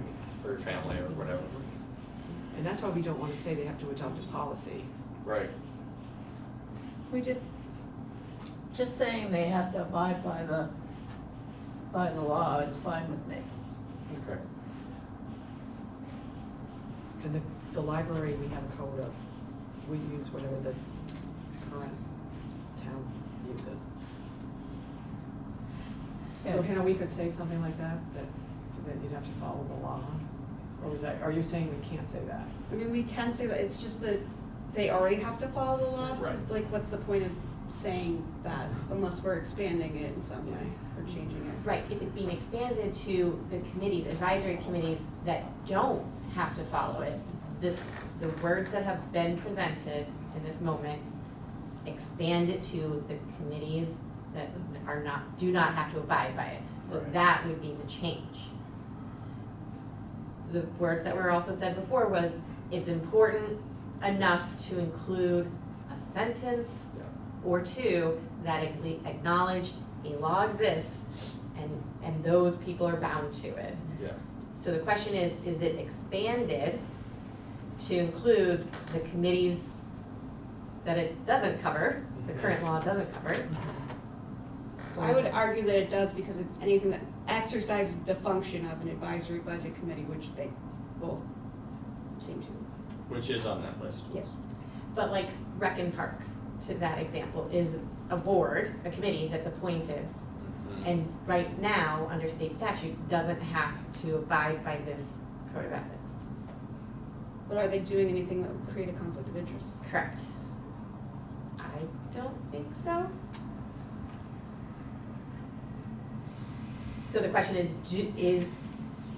is our charter going to expand the code of ethics to a board that isn't behaving in the same way? And it almost seems like even if it is, what's the point? Like, if they're not doing anything that's creating conflicts of interest, like, you can say it applies to them all day long, but it doesn't really matter. What was I about to say? We, Go ahead. no. I think we should say it more or less the way that Maya already said it. So it's nice and broad. We're not just speaking to the two that are newly written in, but to all that exist, because in all those situations, which are most, and maybe all, very nearly all, situations where It'll never advisory arise. boards Right. aren't gonna get in a situation where they're gonna actually encounter a conflict of interest. So they're still abiding by the law, they just didn't encounter the situation where the law kicks in. I think there are actually potentially circumstances in both recreation and I think the arts committee, where, for instance, recommending a project, the arts committee, which is about as innocuous as it comes in terms of just trying to do something nice for the town, right? But if they're recommending we should do a mural because, you know, Joe makes the best murals, let's have Joe do a mural at such and such a location. According to town procedures, that's gonna be a recommendation of the arts committee that's gonna be decided by the select board before Joe goes out with his paintbrush. But there's circumstances in which, you know, highlighting Joe's art is beneficial to Joe, but what about somebody else's art? I think that having everybody on all these different boards have to pay attention to what the law says. And then it's only gonna actually become a burden to them if they encounter a situation that would be a conflict that has to be dealt with in accordance with the law. And maybe that's not gonna come up, almost ever yeah. for any of these other boards. But I think it's good to have people have to pay attention to the question. Well, in your situation, Joe's wife could be on the arts committee. Sure. Yeah, that's actually the point, I guess I left that part out. My point being that, yes, that if there's favoritism to a family member being shown even by an innocuous committee, that's a thing that people probably ought to have to think about, even if they don't have to file paperwork. Yeah. So there's no harm, though. I mean, there's no harm, Hannah, in putting something in. No. So we could put like a short sentence in. So we want to expand it to everything. I think having a A blanket simple statement. sentence that says, all the town's boards, commissions, committees, whatever, Trustees. We need to follow. abide by state law regarding conflicts of interest and ethics or something. Yeah. Something like that. Again, I'm hesitant to try to land on exactly the words in this moment because getting a chance to think about it quietly is probably a better way to come to the final outcome. But the essence of it being one sentence and a comprehensive statement like that, I think is And it's a not good place to making land. anybody draft some 10-page policy. Right. It's just, the thing already exists, so follow it. Right. If it happens to, Yeah. if you're If it happening to do applies. a move, yeah. when it applies. Applies. Yes. Okay. Maybe We have they can Gary. understand that. Yeah, we'll have Gary. I will. I believe, to my understanding, the majority, like DRB is a quasi, so in a sense, judicial in a sense, and so is planning. But if you're looking at, say, for instance, the Spectre of lumber, shingles, and wood, was that's a vacancy, or Way of coals, I would think people with the ethics, and whatever committees or whatever the Vermont state law says, we sign a lot of these consent forms, and they're mentioned in the beginning of a lot of the meetings. So would that be the case now, that you'll be sending out, having people sign consent forms at every committee that they have to say, No. there's not going to be any conflict of interest while I bring some wood in, help out a buddy, or some coal, maybe some extra coal or something? You're just going by the honor system, basically hoping that that individual, abides by that state law. Yeah, we're not gonna have people having to, You don't have to Sign stuff. write anything at DRB, you just have to Say state that you are recusing yourself because you have a conflict of interest. You don't Right. even have to say what that conflict is. Right, no, I know that, but I'm talking about the other smaller committees, Dumber, Well, Cole. if there's a conflict of interest, they can say it, and they have to recuse themselves because they're required to follow the law. That's all we're The saying. lumber is only one vacancy. Coal is one vacancy, so they have to. We're doing away with those. Oh, I those didn't know committees that. are Okay, going well, away. now that I understand, okay, because I didn't know you were doing away with those. No, Okay. we're talking about boards and stuff. Boards, commissions. Boards and commissions. Okay, just Not boards and people. commissions. Yeah. Okay, so when you mentioned committees in general, that's what my understanding was. Yeah. Okay, so that is a committee too, so. Thanks, Gary. And you're not doing away with coal. No. Okay, so we're gonna have a little thing of language there. Okay. That's section 9. Yeah. Yep. Well, yeah. Um,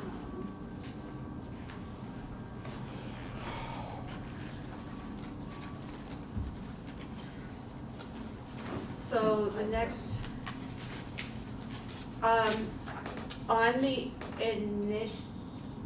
initiative section, page 7, this was from, Hillary. I think we accidentally deleted too much because we have taken out the option for the initiative to be done by Australian ballot. So we need to add that back in. Mm-hmm. And are we talking about number 1?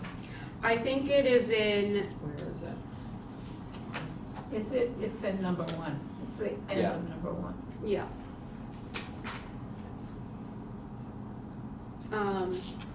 So I think we just have to add back in the second sentence. I think the third too, because that speaks to if the person is, the submitter is silent. What is the default? Right, but the third sentence just distinguishes between an open, a townwide vote and representative town meeting, so I don't think that sentence is necessary, so we just have to add back in the second sentence. Well, then it would be automatically Australian ballot. If we're gonna equate Australian ballot and town meeting in that way.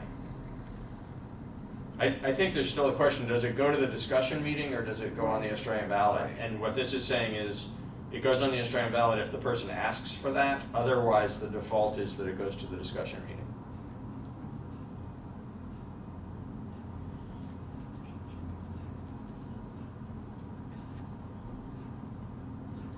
But it says by Australian ballot at the annual town meeting. Remember, and this is where, in the beginning, when we talked about the definitions, there are 2 things that are considered town meetings. It's the election day, like currently, 2 things are considered town meeting. Election day on a Tuesday when we all go vote, and representative town meeting. So I think this is where this confusion is coming in. Yeah. You know? Yep. Yes. So, question, because if you were in fact going to do an Australian ballot at a open meeting, then only people who can attend that meeting can vote. And that's where we're talking about the difference. So that's not really Australian ballot, No. is it a secret ballot at a meeting? Right. I think the language that was crossed out is, and this is where I'm reading it, the Australian ballot is the Australian ballot on election day, the Tuesday, that's referred to in here. Yes. Warned on an article, warned, and sent out to the population. Yes. Right, that's what's referred to in this crossed out Yeah, it's- section. So we want to put it back in. Yeah. I'm not sure that's clear, but. No, that's why we have to figure out how to make this clear. And that's what Peter's saying, there's the getting together meeting, and then there's the, The voting meeting, the voting meeting, the voting day. So Hannah, what do you think?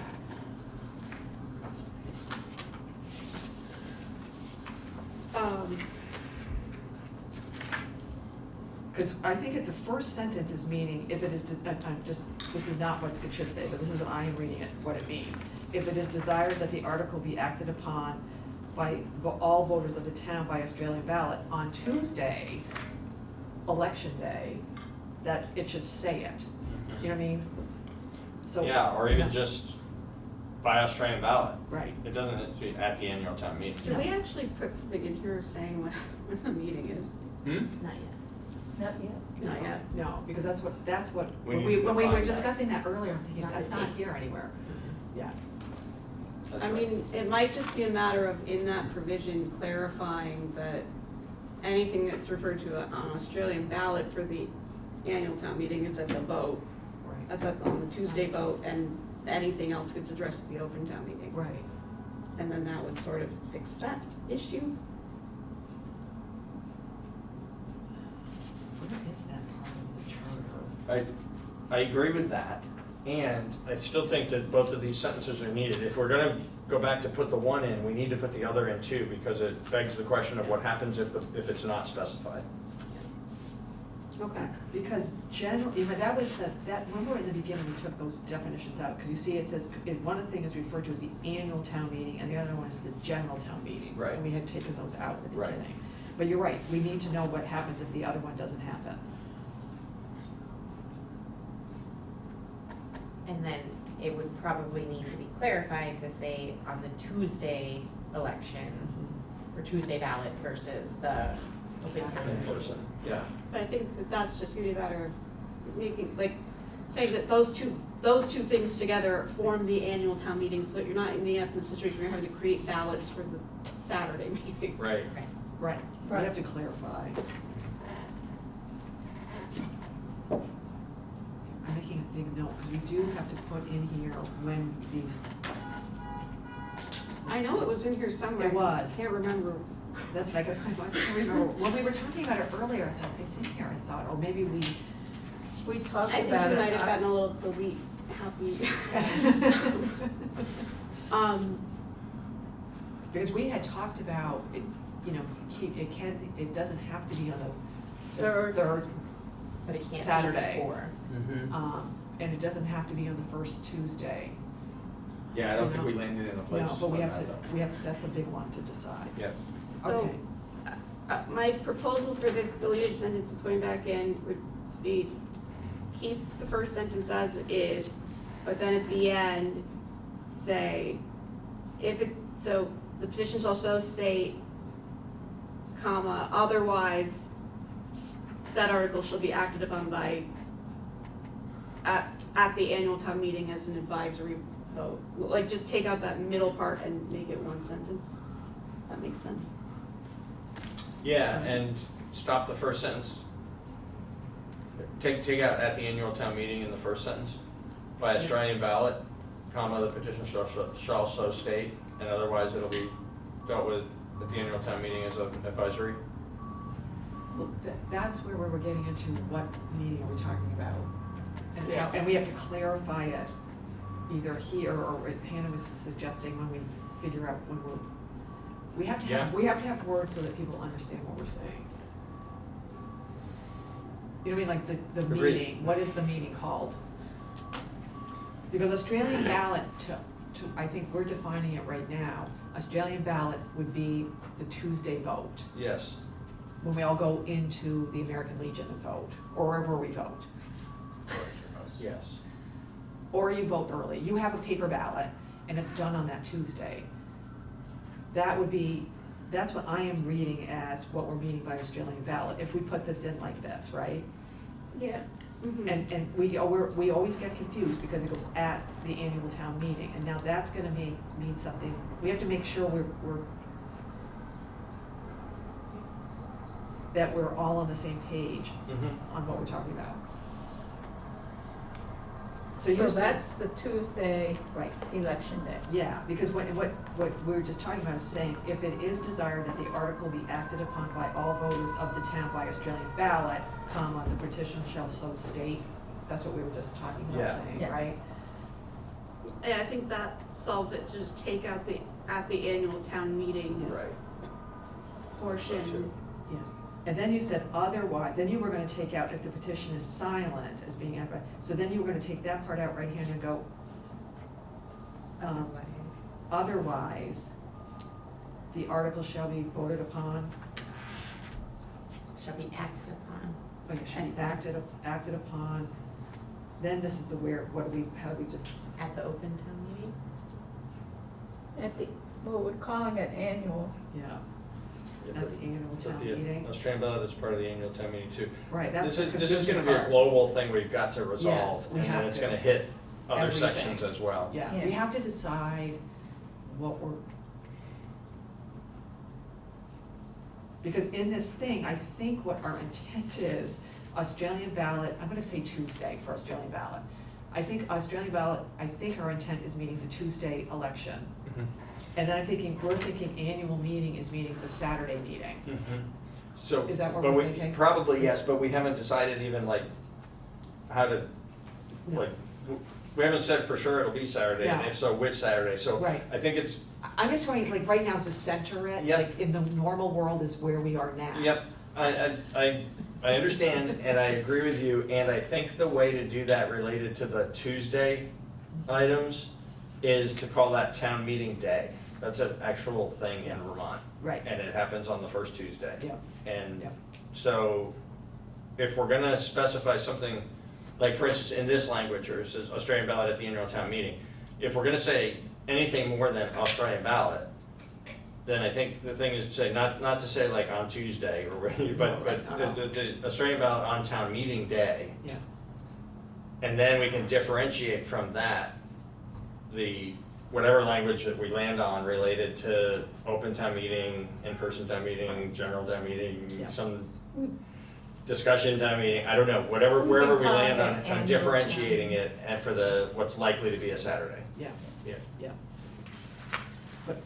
So I'm just gonna read out what I've got. The first sentence is not being changed, I'm just starting at the second sentence. If it is desired, the article be acted upon by all voters of the town by Australian ballot, the petition, comma, the petition shall so state, comma, otherwise, comma, said article shall be acted upon at the annual town meeting as an advisory vote. I think that's fine for tonight, but I think we're gonna have to come up with some language related to the part of the annual town meeting that isn't Australian ballot, Yeah. so that in the places where it needs to be differentiated from Australian ballot, it can be. Yeah, I don't think we can or should no, do that tonight. but I think what, I think putting we in need what to you're, stew on it. yeah, and like putting in what you just said is great, and then we just plop out, we put in whatever the, if it's not gonna be called annual town meeting, we just replace that. I totally agree with that. So everything For you said tonight, is what you just said perfect. is good, Is perfect, and it would, it's just gonna be a matter of plopping in a new. because it's gonna affect other sections as well. We'll come to a place together, and then you'll do the find and replace. Right, makes sense? Does everybody make sense with everybody? Madam Chair? Oh, yes. Thank you. So I understand now that we've got basically two different voting times. One would be on that Tuesday that you've been referring to, that would be a bunch of stuff, probably officers and select board and that kind of individual. And then a second vote that would happen on a separate day, currently being called town meeting day, in which people who want to have direct impact on the budget need to show up at that particular location, assuming that it is an open town meeting. Yeah, everything you just said is right, except the town meeting day part is attached to the Tuesday voting by Australian ballot. That's town meeting day by state law, Yeah, is the first Tuesday in March. Okay. So the town meeting piece of what you just said attaches to the other of these two parts, It's just but everything else you said is right about the two parts. Okay, and we have, and at this point, is the committee basically suggesting that we go with statutory open meeting as opposed to any other form of voting? we are, Well,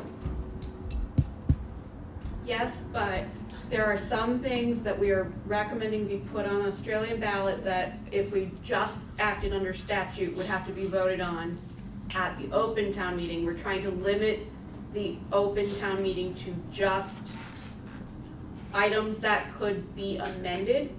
Yeah. So mostly just the budget And then everything else would go on a ballot. And so it functionally would not be much different than it is now, where you vote on Tuesday, the first Tuesday in March on the select board and everything else, and then there's an open town meeting at a later date to deal with the budget. But we're not gonna let, like under state statute, like, there's a lot of positions that get elected and stuff like that. We're not gonna do that at the open town meeting. We're recommending that those things get done on a ballot to narrow the scope of the meeting. Yeah. And the other nuance to that is, if we just traveled under statute, then the open town meeting would also need to be held on town meeting day on that Tuesday. And we don't want that because that would discourage attendance. We want to hold it at a time that more people can attend. So we're thinking Saturday at this point, but which Saturday we haven't landed on, and we really haven't completed that conversation yet. Quick point. I was a representative at the last town meeting, RTM, and it was a disaster, pure and simple. And I think we've gone out and talked to a number of people about it, and for the most part, I think, as you are probably recommending as Article 1, that the RTM basically gets eliminated. Yeah. You're offering, or the state is offering, an open meeting, which is not a whole lot different than what RTM was in terms of the way that it functions. The RTM happened to have 150-ish members who are standing up and arguing back and forth, and everybody bringing their own opinions, and spending a considerable amount of time to try and convince somebody else who's already decided what's going on. I also don't think that it was terribly representative. As a representative myself, I think I had conversations with maybe 4 other people aside from my neighbors as to who and what items I was representing.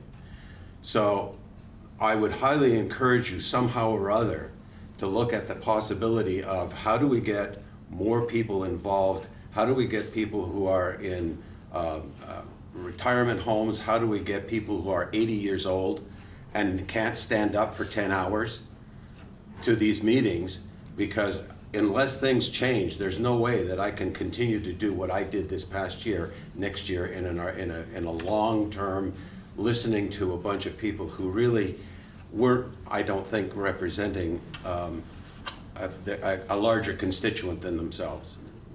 And I think one of the things, I mean, we've heard a lot of different opinions on this, and I think I said, who knows how long ago, there were 140 people who sat in the gym. We all sat in the same room, in the same really uncomfortable metal folding chairs, Yes, we did. but we all had a different experience.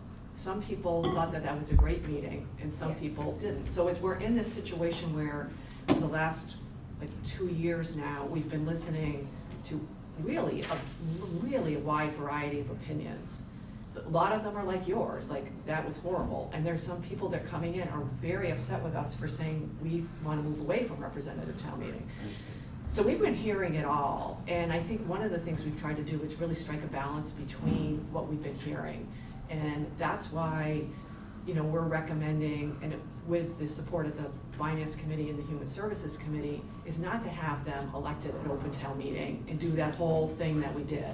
That's gonna be eliminated if our recommendations go through. The whole exercise of ratifying the town clerk and the town attorney at open town meeting, which is something that doesn't even need to happen anywhere, it's the select board. We're taking that out and making that where it's supposed to go.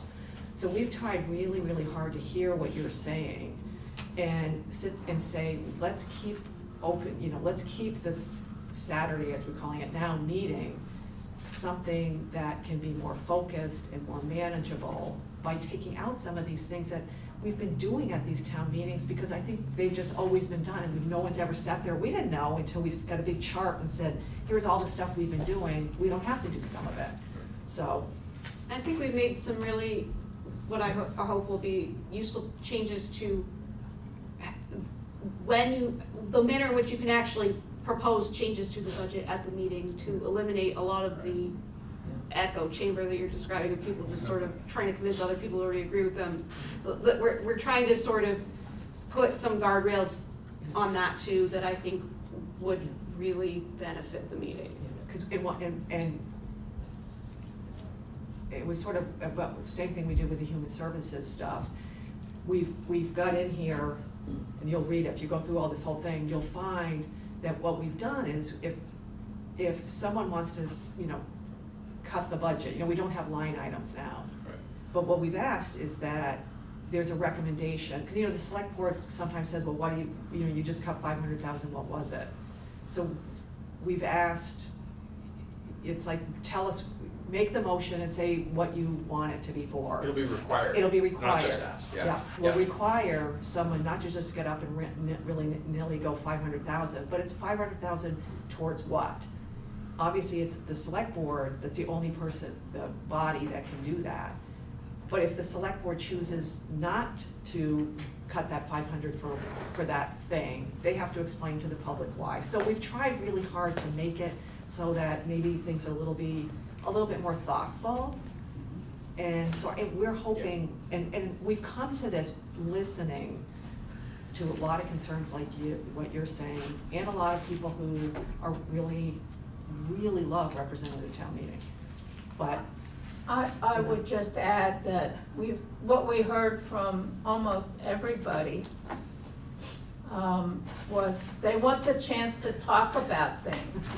They got that before And the that's- town meeting. And that's why we landed on open town meeting, because even the people who seem to be really hot on having everything be Australian ballot wanted to be able to talk about things. And so we landed kind of in the middle with open town meeting. Thank you for the explanation. yeah, but we have heard what you said, and we really have tried to move some things that don't have to be done to that. Okay, Okay. where are we?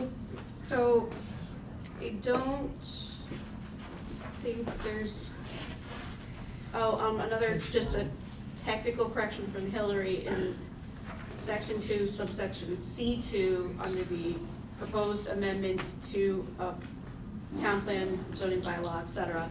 It says in accord with state law, it should be in accordance. Where is That's That's a on minor page 7. technical correction at the bottom of page 7. Page 7, number 2. Oh, in accordance. Yeah. A bunch of typos, but I didn't find them. Hannah, can I call out, or do you plan to, the thing that you and I talked about squeezing together 2 and 3 under B and 1 and 2 under 3A? Yeah, I'll let you speak to it. Okay. Is this a good time? Yeah. Okay, thank you. We're on Um, page 7. Yes, still on page 7, on section 2B, there's 4 different paragraphs there. And I'm trying to keep this brief rather than going down the rabbit hole and then climbing back out. There was a thing that I saw in there that I had some concern about. I talked about with Hannah prior to the meeting. The place that we landed is much simpler than what I was thinking might be a useful fix. So I'm going to just describe the place that we landed, which is if the two things are, if paragraph 2 and paragraph 3 are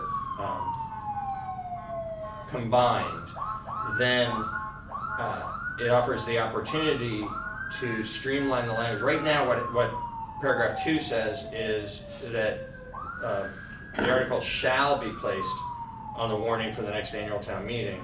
But paragraph 3 speaks to the way in which there's some nuance to that depending on when the next regular meeting is going to be held. Right? The next annual meeting is going to be held. And so if we squeeze the 2 paragraphs together, it's just an opportunity for it to work together in a way that is clear instead of at least potentially confusing. We'll point out also that the things that we already had planned to change here are unrelated to the thing I just named. So we have that point of confusion in our existing charter. It just feels to me like we have this opportunity to fix it, and we should, because the shall is overly strong in number 2 because of all that language that appears in number 3. I think I have a proposed edit that's very simple. Great. If the beginning of sub 3 becomes the end of the sentence in sub 2, so that it says, shall place the article on the warning for the next annual town meeting, if the date of the next meeting, blah, blah, blah, and ends after legally warned for the meeting. And so then you take out that second, it shall. So wait. Yes.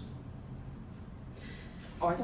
All right, so you're going, if the date of the next annual town meeting falls within 60 days after receipt Yes. of the petition, Yes. and if the petition is presented within sufficient Yes. time to be legally warned for the meeting, period? Yep. Yes, And then that's take out exactly the right. rest of And that then sentence, otherwise, And the rest of it's fine. So it Yeah, shall be yeah. included as an article on the warning for that Right. meeting is gone. and that's the way in which the two paragraphs shall become one. And then we're gonna have exactly the same thing happen over on the next page. Can I just read it so can I read it so Yep, we yep. understand? Sure. I just wanna make sure Please, we're on that same please. page. Yep. Okay, so under B on page 7, I'm reading now from 2 and 3. So it's gonna be, 2 and 3 are gonna become one thing.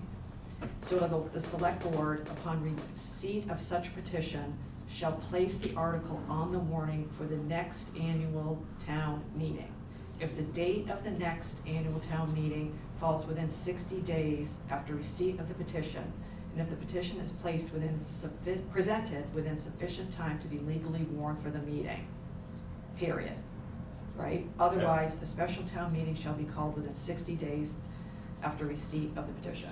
Yes. That's, okay, Yes to that. okay. And the identical change would be made over on the very next page, page 8, section 3A.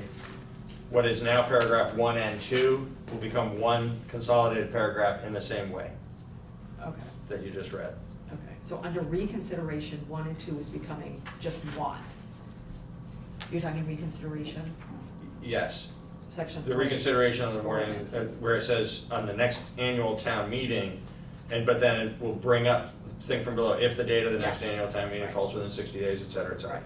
Yep. Okay.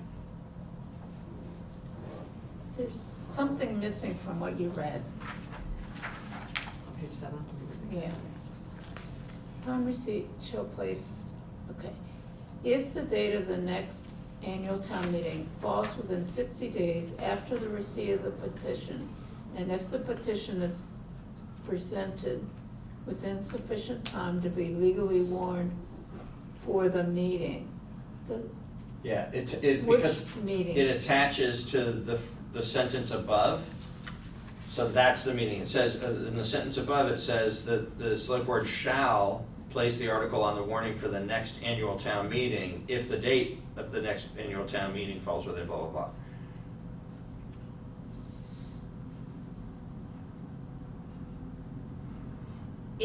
I think it's possible when it is cleaned up and put together, there's a small wordsmithing that has to happen Okay. to make that, Yeah. but I don't think any word changes the essence of what is Right. happening. It's Right. just making sure the sentence structure Right. works. Or- I think That's the exactly comma right. is not correct.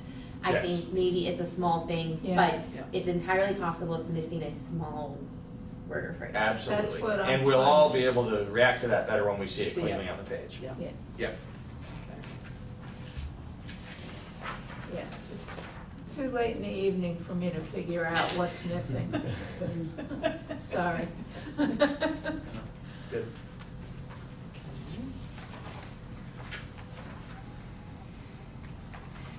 All right, so.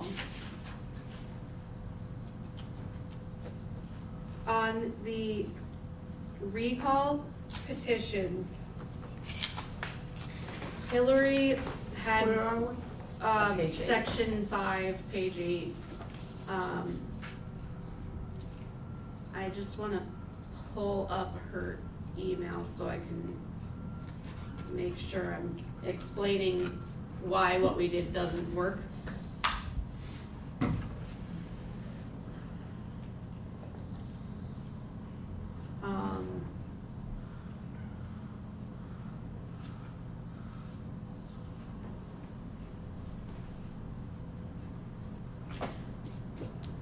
So she said that she thinks we need to add language saying that the petitions need to be started and completed within a 30-day time frame, because the way they do it now, they ask people to bring in pages as they finish them. instead of waiting until the end so that they can start validating signatures as they're going along. Yeah. I think our intent was like, they kind of expire after 30 days, so you could just look at the date and work backwards from there. But because of the way that they collect signatures and the town manager reviews them, Bless you. it avoids them having to verify hundreds of signatures at once. And it creates more of a problem for them.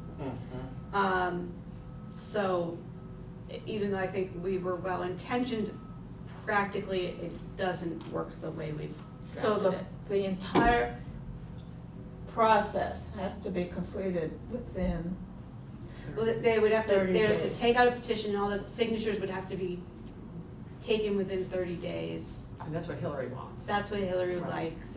As opposed to somebody, because the way we had it structured, or somebody could go out and get one sheet of signatures, bring it in and do it, and then I take another 30 days to do another sheet. And then they another would have to sheet, sort of another sheet. track when they're expiring, and it would Right. create a whole Yeah. headache for them. Right. Yes. so So- the entire process has to be completed within 30 days. Or we could say it's a slightly longer period, That's maybe where, 45 days. that's what I wanna suggest. I was actually gonna suggest 60, and here's why. Right now, well, actually, it's 15, so we were increasing. Strike what I said.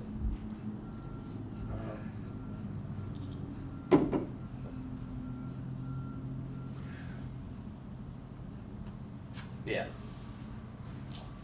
So, when we had our first discussion of this, we lowered the number of, the percentage of voters that need to sign it from 25 to 20. And increased the amount of days from 15 to 30. And the philosophical basis of that is, if there's, this never happens. This just almost never happens. It's the safeguard for when something has gone so wrong that the public feels compelled, rather than waiting till next March to attempt to remove a select board member in the middle of a year. And so constraining it, if it is overly constrained so that it's hard to use, it's not a safeguard at all, is the concern that I have about. I think we've done two good things with what we've attempted to do here. I totally understand the administrative burden that Hillary's calling out. But because we want it to actually be a tool that can be used on those extremely rare occasions when there's a widespread feeling in the public that it ought to be used, it feels to me like we should increase the 30. I could, now that I'm reminded that we started at 15, I could go to 45 instead of to 60. But I do think it's important for us not to have language in here that seems to provide a power to the people that it really doesn't I agree with effectively provide. I agree with you.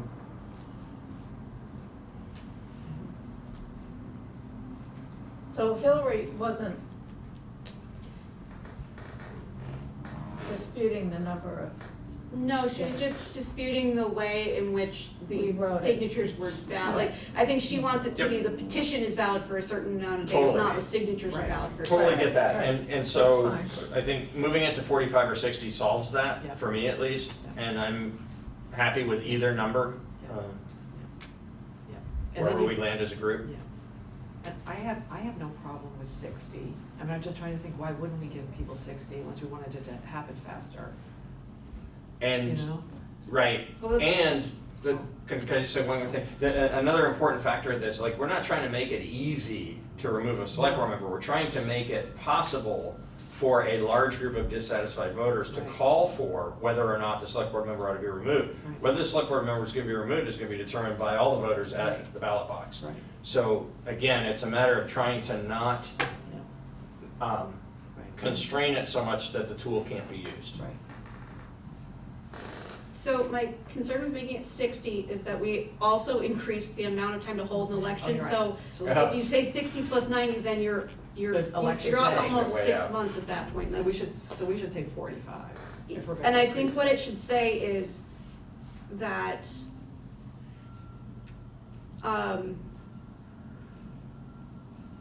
it needs to be filed with the town clerk within 45 days of its issue. Yeah, Yes, yes, that's perfect. I agree with that. Yeah, that's perfect. So I will reframe that for next week. All we're doing is changing 15 days to 45 days. Yeah, but then changing, so it's not each signature is valid, it's the petition is valid for basically whatever she just said. That's correct. Yeah.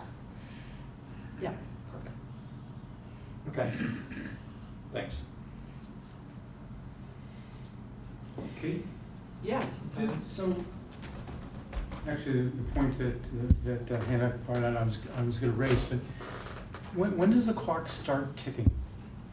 When someone comes in and says, I want to take out A petition, a petition, and that's day one, yes, Well, when it's issued, when Hillary gives you the petition. okay. yeah. There's a process, I may be telling you something you already know, but there's a Probably. process that happens downstairs where when somebody wants to do this, there's usually some back and forth that usually involves the town attorney's office. It's, the idea becomes perfected into a document that actually can do what the person's trying to do, Mhm. instead of having them go out and collect hundreds of signatures and then say, well, yeah, you didn't word it right. So that happens on the front end, and then that document is, you know, the clerk says, now you have a valid petition if you get enough signatures. Now the stopwatch. But you know, now the stopwatch is going. Yeah.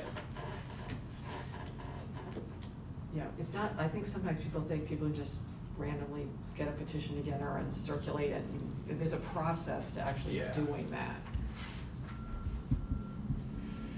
Good. Okay, so we good on that one?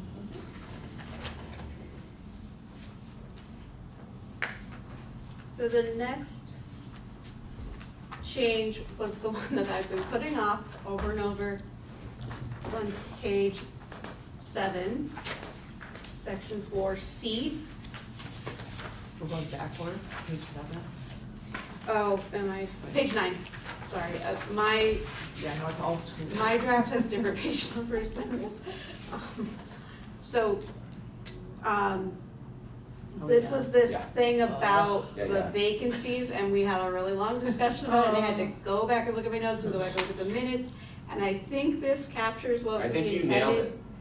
Yeah. Do you want me to just read it out? Just Read it out loud. When a vacancy occurs on the select board less than 8 months prior to the next regularly scheduled local election, the remaining select board shall fill the vacancy by appointment until the next regularly scheduled local election. If there is more than one vacancy, or if a single vacancy occurs 8 months or more prior to the next regularly scheduled local election, the select board shall call a special election to fill the vacancy or vacancies for the remainder of the terms. Such election shall be held not less than 60 nor more than 90 days following the occurrence of the vacancy or vacancies. Yeah. Yeah, Perfect. yeah. And we came up with that in some kind of logical way. Very We long can't remember what it was. discussion. Can I Yeah. add a word? The remaining select board members, I don't think it needs members. you don't think The select board is an entity on its the own, remaining? That's right. Board. but we want to make it clear that that select board member doesn't get to. Right. That's right.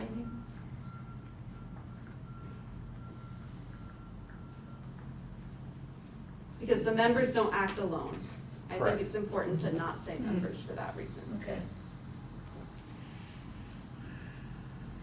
All right, so the next section is subsection C under what is now titled Section 5, Appointments. I do think that this section also needs some reworking and maybe just some titling and, but C is what we discussed, which I pulled directly from the select board's current rules or procedures or whatever they're called, so that they don't have to redo that every year. Yeah, perfect. And just for the minutes, this is a change to make sure that the select board at all time is acting as all other boards, which consist of the select board, so that they are not having to exit and enter different meetings as different commissions.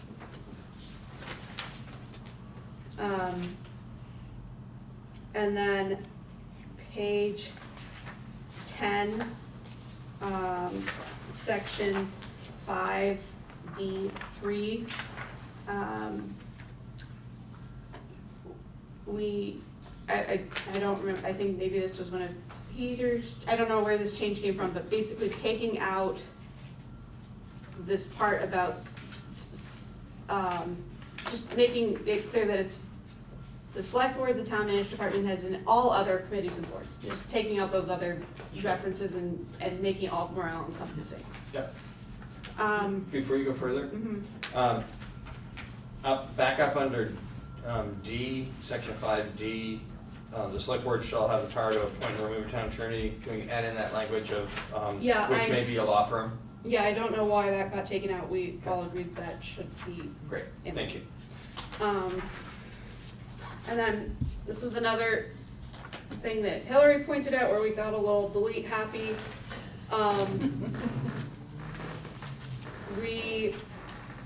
I don't even think we intended to delete this much.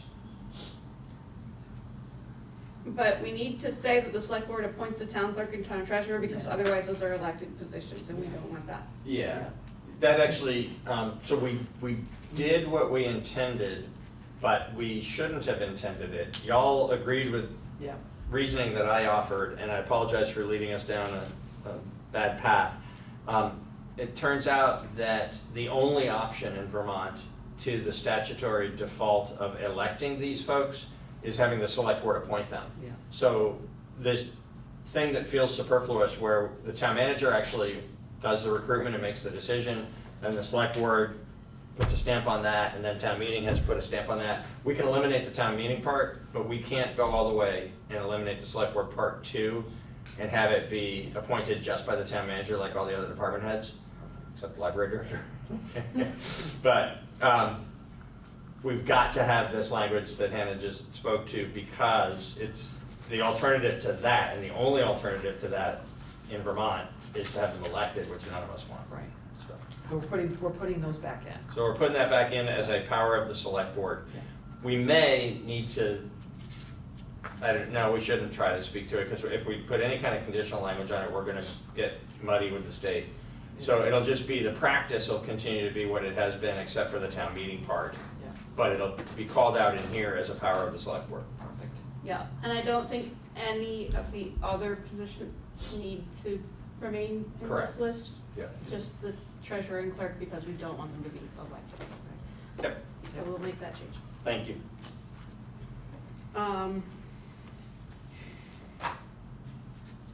Let's see. Section 6B and C on page 11, sort of discuss, items that we discussed last week, but we just didn't have the language done for them. So, sorry, I'm just noting where I need to make changes.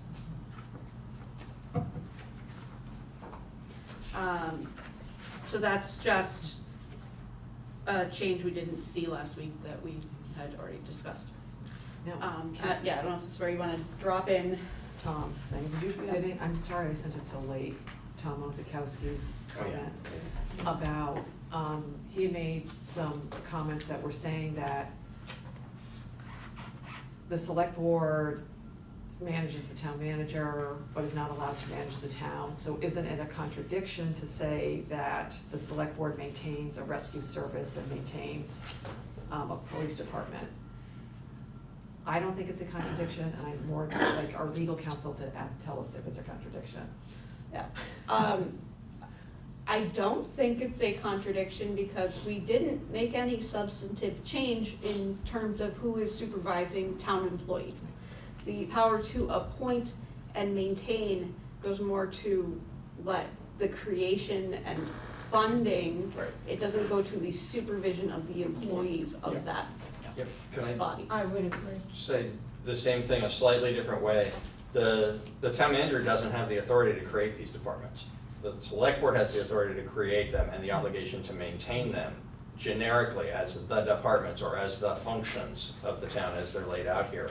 And then separately from that, in appointing the individuals who do the work and supervising their work, that's the town manager's authority and not the select board's.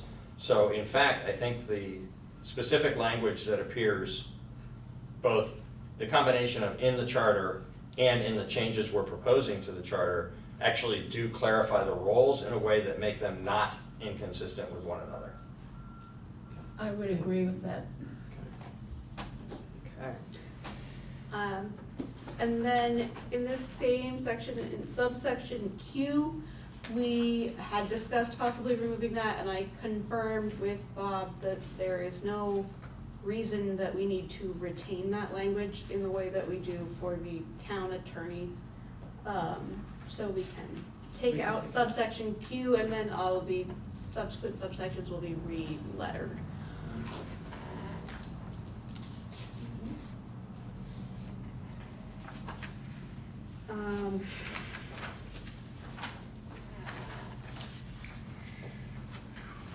And just a small technical change in subsection W. I think because this was taken from state statute, it was more vague, and I made it specific to say, our town gets that money, not said town gets that money.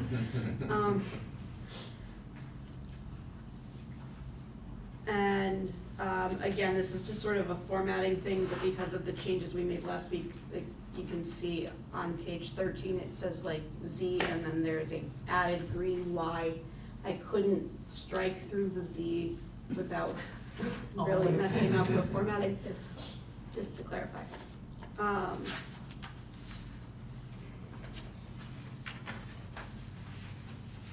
And then we've already gone over the finances changes.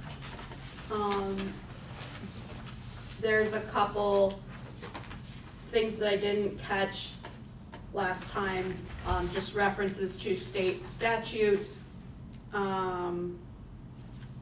In sections 2, well, I guess I did that backwards. That should really be section 5. But yeah, you can just see there's just cleanup there. And then in section 7 on page 17, there was a typo where it said exception instead of accept. And then just for ease of future edits in the charter amendments section, I, instead of referencing the other article, I just said pursuant to this charter because we have changed things around and are going to continue doing that. And if there are any other similar references, I might do the same thing. But we wanted to discuss, and this has just sort of come up in the scope of the fact that there are petitions out there that the only way the charter review commissions work, currently it goes to representative town meeting, we're proposing that it goes to open town meeting, but there's nothing in here allowing that to be done by Australian ballot. So it would have to be done at the open town meeting, and the petitions under the state statute 17 VSA 2645 is actually required to be by Australian ballot, and I would suggest that they should either be consistent or we should add that option in. Right. Like it just is, there's sort of these incongruous ways that these get put forward, and I would suggest that because we are making changes to a document, the ballot would be a useful way to do that, because it, but I don't know if it, because it could lend itself to amendments, maybe it is better for, but I just didn't know if it would be good to have maybe both options, especially if it's a simple change or a short change. You know, because we're sort of ending up in the situation right now, which is obviously not ideal, but where there is a petition that has to go on a ballot, and the only way that we can do this is to have it done by a meeting. Right. Right, right.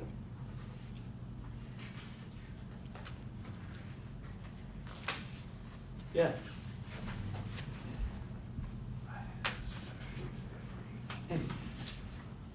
And the only way we can get ours on an Australian ballot is to go to the select board. So do we wanna make everything have the same? Yeah, Or at because least have a that petition option. has to be done, it can't be, you can't revise a petition, so that, but with the other mechanisms, I think it could be both, or we could, but I don't think it should only be a meeting. Right. Right. And the actual wording we land on once and for all for that is gonna depend on that global thing that we talked about earlier in the meeting, of how are we referring to the part of the annual town meeting that is not Australian ballot on town meeting day. I'm gonna fully admit I'm getting lost a little. Do you need to have a word? I might need a sugar boost. So because the state statute, so A says that it has to go to Australian ballot. So that is always an option, and this is just a time that it is being stated for clarity to know your options together. And so the select board can bring it forward to an Australian ballot is B. C, Pursuant to a vote by the voters, which is, I think the intention because of RTM would be that that would be Australian ballot, but that might also require clarification of what that vote, how that vote is held. Right.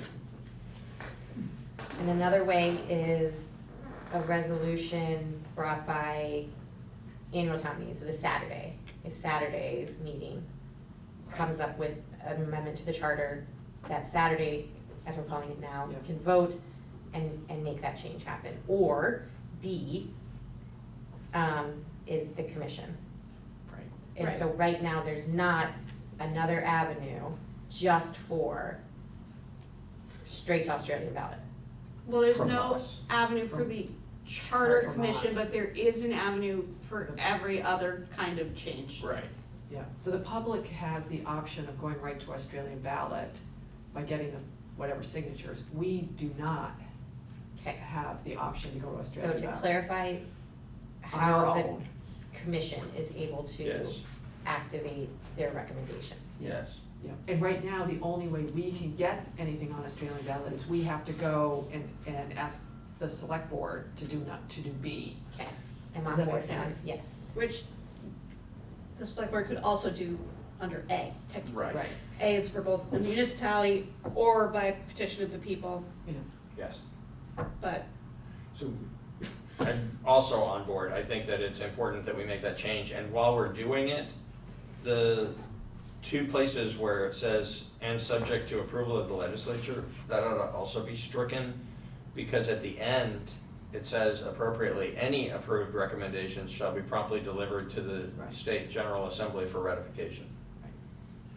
And that doesn't even speak to the governor's role, so even that sentence might need a little retooling, but we definitely want to delete the two places where it refers to the legislature in the specific paragraphs where it's not. It's kind of redundant because it's. Yeah, that's right. yeah, it's, I think I mean, obviously state statute is what it is, and it makes sense because it's petition and it can't be changed. Right. But every other option, it should be very clear that it can either be both or, Yes. like, we just need to Yes, clean that up. Yeah, absolutely. does everybody agree? Agreed. So I can put something together for the next meeting, and, Yeah. but as long as we agree that that substantively needs to be Yeah. fixed. Yes. Thanks. And then for the transitional provision, I think that this was a holdover perhaps from the adoption of RTM, maybe the 1984 amendments, where there's the section 2 and 3 don't really need to be there. And at the first section is important. Peter and I discussed whether or not that there, this is basically just to make sure that any charter changes we make don't invalidate things that were legally done at the time they were legal. Right. But you can probably articulate better what you. Yeah, so what jumped out at me about this is, notwithstanding the fact that this is how our last charter, or maybe before that, so this has been in our charter now for a while. It still seems to me, and yet it's also both kind of convoluted language anyway, and especially sort of lawyerly language. So I think it's important that Hannah get a chance to reflect on this some more and talk to Bob, and we get some more advice on, am I worrying unnecessarily, or is this really a problem? But what I have flagged is, it appears to me a problem that nothing in this charter shall be construed to invalidate any bylaw, rule, regulation, order, or act either on the part of the town or the select board which may be in force and effect on and after the effective date of this charter, provided that that bylaw, rule, regulation, or order, act was valid and lawful under the special and general laws relating to the town previous to the effective date of this charter. That's its language, and the thing I'm worried about is that there are ways in which the governance of the town explicitly is intended to change through the adoption of this charter. And I think it's possible that some things that were done that were perfectly legal in the past won't be perfectly legal anymore because we've decided there's a better way of doing that. And so there does need to be a language, there needs to be a paragraph that preserves prior actions, but I think it might need to be worded differently so that it acknowledges that those things that nobody's saying were wrong, nobody's saying anybody did anything wrong, but they were done under a different set of rules than the rules which will now apply, and therefore those things don't carry forward into the future because we have to do it differently in the future. I think there's a thing there we should be worrying about. I can't articulate it any better than that, and so the place we landed was that a little bit of time to think about this would be helpful, especially for Hannah and Bob. Right. Yeah, I think that this would really only apply to prior acts that have already happened. You can't continue Right. to act in the way that it was valid before just because you acted that way previously. Right. And that's the distinction, but if this is not clear, we can. But the prior, I agree that it doesn't invalidate the prior act up to that point. The thing I'm concerned about is the going forward implication of that prior act now that you couldn't do that thing anymore. But Should all those things live that's in a forever or present not? act. Pardon? That's a present act. Like, Yeah. a prior act, something's already done, it's already happened, it already exists. Like you already robbed the bank, and that was, you robbed the bank, when you robbed the bank, it was okay to rob the bank, but now we're saying it's not okay to rob the bank. So But you rob the did bank is it. not okay. So what you're saying is, Don't do it again. Don't do it again. But you're not gonna get in I trouble. totally agree, you can't rob the bank again. The thing I haven't come to terms with yet is that, and it's not gonna work with the robbing the bank metaphor, Right. but with an actual governance metaphor, there could be a thing that happened very properly last year, 5 years ago, whatever, that has continuing impact on into the future.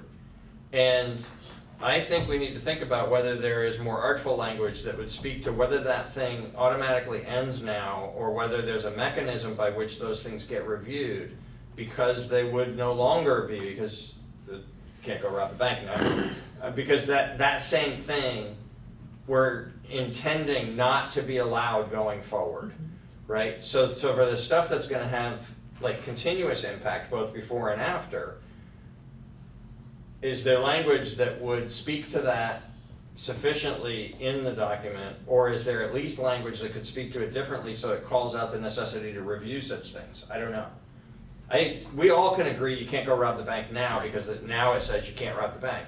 But if robbing the bank caused something in town government to function a certain way, we don't want it to keep functioning that way just by inertia when we've created a charter that says you can't do it that way. That's the thing I'm worried about. I think it's okay to worry. I'm really racking my brain for an example, and like a real life, not like the rob the bank. You know, Right.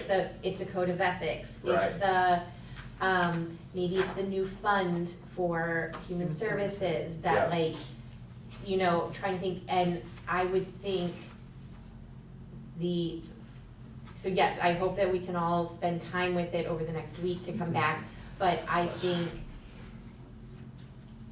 the new changes will cover any, like, if anything, there's way more safeguards in my view, Yes. that everyone will have to pause and assess for the next fiscal year, the next like board appointment, the next whatever. Yep. And we'll have new rules that will be a speed bump.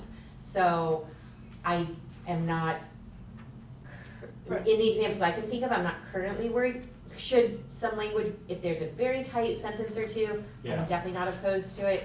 But I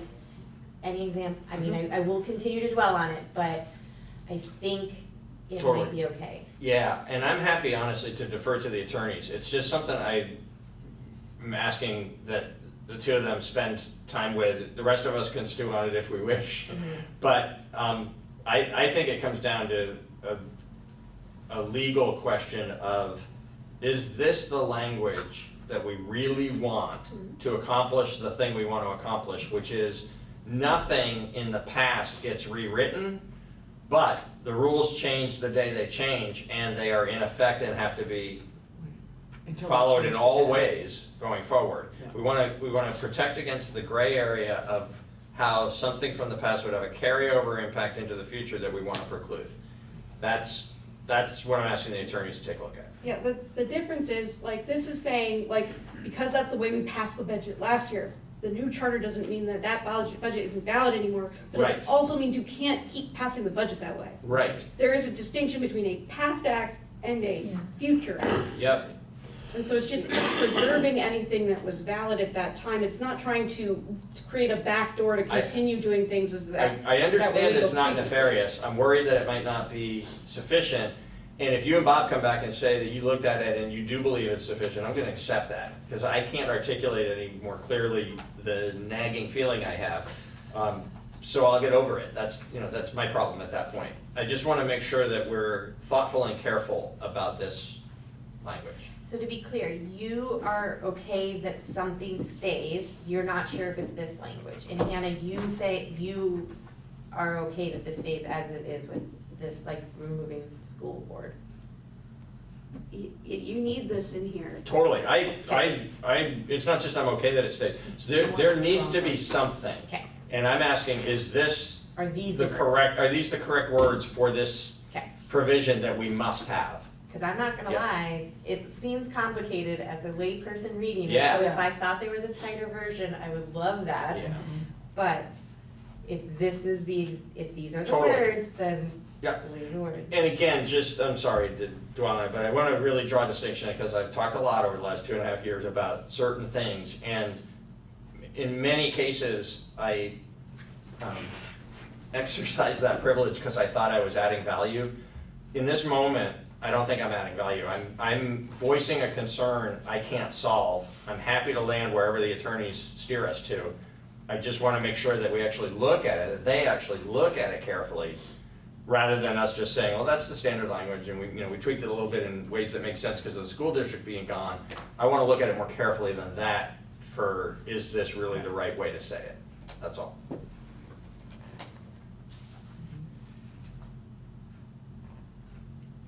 Okay. Do we want to take a couple minutes break and then come back and figure out what we want to do next?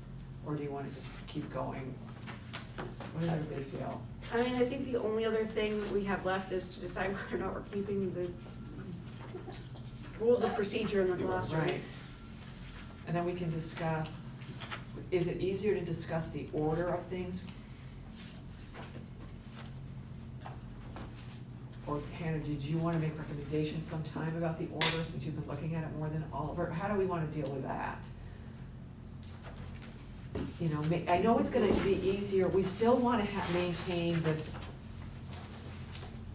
crossed out copy, but I don't know if it's easier to decide order when we don't, it's not all crossed out. Do you know what I mean? Like, what's the best way to look at it? Yeah. You know, Yeah, I think we have to have two copies. I think next week we could have a clean copy and a marked up copy, and then we can decide. as the long as order. we are in agreement on the substantive changes, Mhm. which Yes. I think we are at this point, except for the couple little things that we've talked about. Yeah, I can make a clean copy now, and then we can just move sections around where we're not actually adding or changing anything. Right.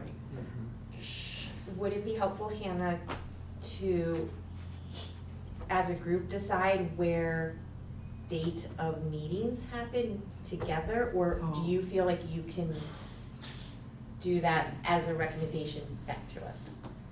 Because it's on page 5, Let's look at it right now. if you want to see where it is, under former RTM section. And so if we give Where is it? page Joy? 5, section 6, old section 4, old subsection 3, A3, 5. It is the third paragraph down on the right column. Yeah, They're Yep. on page 5, Yeah, third third paragraph down Oh. on the right column. It says the representative town meeting shall convene Yeah, let's, on the third Saturday. There has been a lot of reworking to this section. I might personally find it hard where to tuck it in. So Hannah, if you feel like you've worked with it and you might have a recommendation, unless you want us to also give a recommendation. I would be curious if it would be closer to the elected officials, elected ballot, still in the write-in, after the write-in, and have it be a section. The date of the annual town meeting shall be.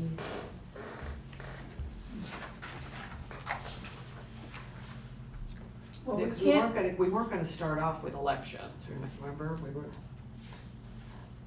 Didn't we not think, didn't you think elections is a weird place? yeah, I Youth vote is a think weird. youth vote is a weird Yeah, I place don't to think start. that it's wrong to start with the elections, But I not just think youth that vote. youth vote Yeah. Elected is in a officers, weird- that could be one Definition. But we do talk about youth vote under elected officers, so. Don't we?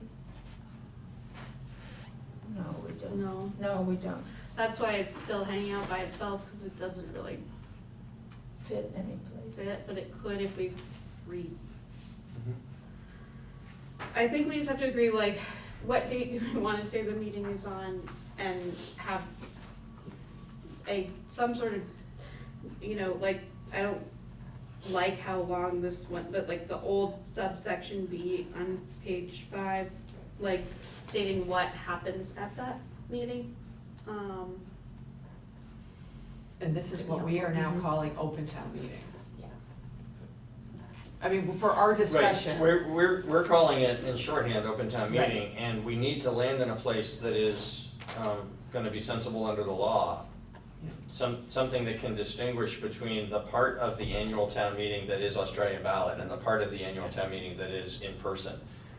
I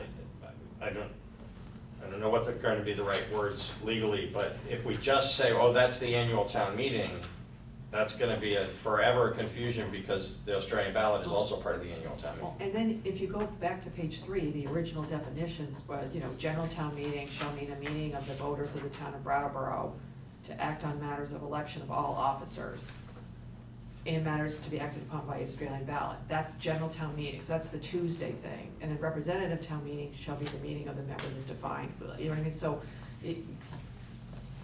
we had 2 different definitions before, general town meeting and representative town meeting. Right, so, but instead of representative, what's the proper word? Is it open? Is it in person? Is it something else? I don't know, but there needs to be some way to distinguish Right. that part from the town meeting day Australian ballot part. And I would be curious then if that maybe is one in front of, I propose that in front of, not youth voters, but section 1 is what happens on town meeting day, what happens on open town meeting day, and then flows the first Tuesday, you elect your select board, you do this, you do that, and you elect these other committees, and then on this other meeting, this is what we do, how we behave, much like this old RTM section reads. Not taking that, but just explaining it. So my thought would be to change section 1 back to definitions and include a definition of the annual town meeting, Yes. because there are also special town meetings. But if we clarify that the annual town meeting encompasses the two halves of this thing and sort of lays out what those are, then, So is the annual town meeting one thing and then it has two things underneath it? Is that what you're saying? right, like, and so then maybe where we put annual town meeting in some places, it's more appropriate to say the open meeting. Right. Like, say the annual town meeting encompasses both the town meeting day ballot vote and the open town meeting, On whatever Saturday we name.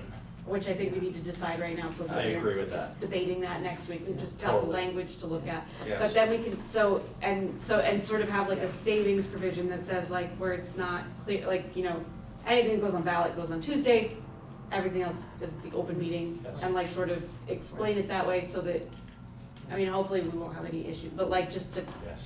but Yes. then that, and then, cause then a special meeting Right, it's not an annual meeting. is not an annual Yeah. meeting. But a And- special meeting could be put either way too, right? It could be by Australian ballot or in person, or open. Okay. Right, and so we could maybe say that a special town meeting also includes both of those things as required by the statute or by law, or as specifically stated in the morning for that meeting. That's right, I think that's the point, is that when there's a special meeting, it has to be explicitly warned either for Australian ballot or for open, Right. or a combination. Yeah, So if we need to set a date for open town meeting, because we're just electing the Human Services Committee on Tuesday, I would suggest that we not have it that next Saturday, but we move it to the Saturday, the second Saturday. why would the election, Yeah. that's the, Well, it would give them a chance to, but they're serving for the Would you want- following year. Yeah. We're not, would you wanna meet before? we could, but we're really not, You don't have to. we're not really doing anything until we know how much money we're planning. That's right. So we could make it the Saturday, the first Saturday. First Saturday So after. Finance committee would a lot like that, because we need time after the select board approves the budget at the end of January to write a report, and we do a certain amount of work beforehand, but until it's really iced down, we don't know what to write. So we need to be there by the first of, I'm saying, 1st of March, so I guess it's, yeah, never mind. I'm very tired, could you guys wrap this up? We all are, I think. So the Yeah. first Saturday would still work for you guys. Yeah. Town report would have to go out early, or that. Why don't we keep it the same? It's just not a representative town meeting anymore, but why don't we have it be the third Right. Saturday, you know, like Because third it- Saturday? That's fine with me. I think we need to do that because we also have to remember, if we make it earlier in March, the select board has to warn it sooner. Do you know what I mean? We're pushing Yeah. up the whole budget process. That's true. That's what I'm thinking, That- that's- but that's a you good have point. another opinion. I Oh. mean,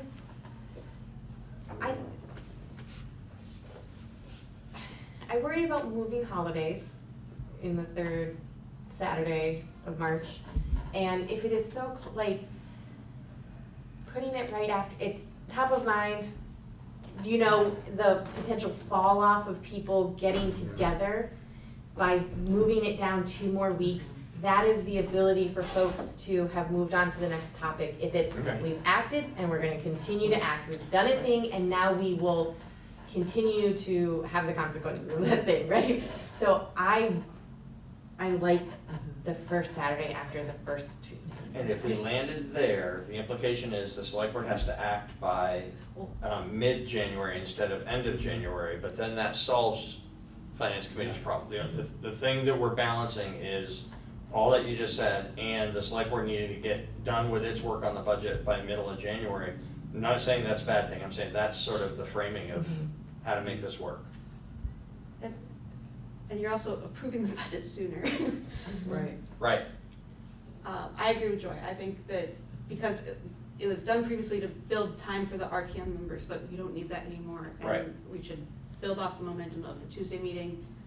And this is also making me realize that we probably need to add some language like there is for this select board to clarify that the committees serve until after the Right. open portion of the meeting. Yes. That's right. Yes, and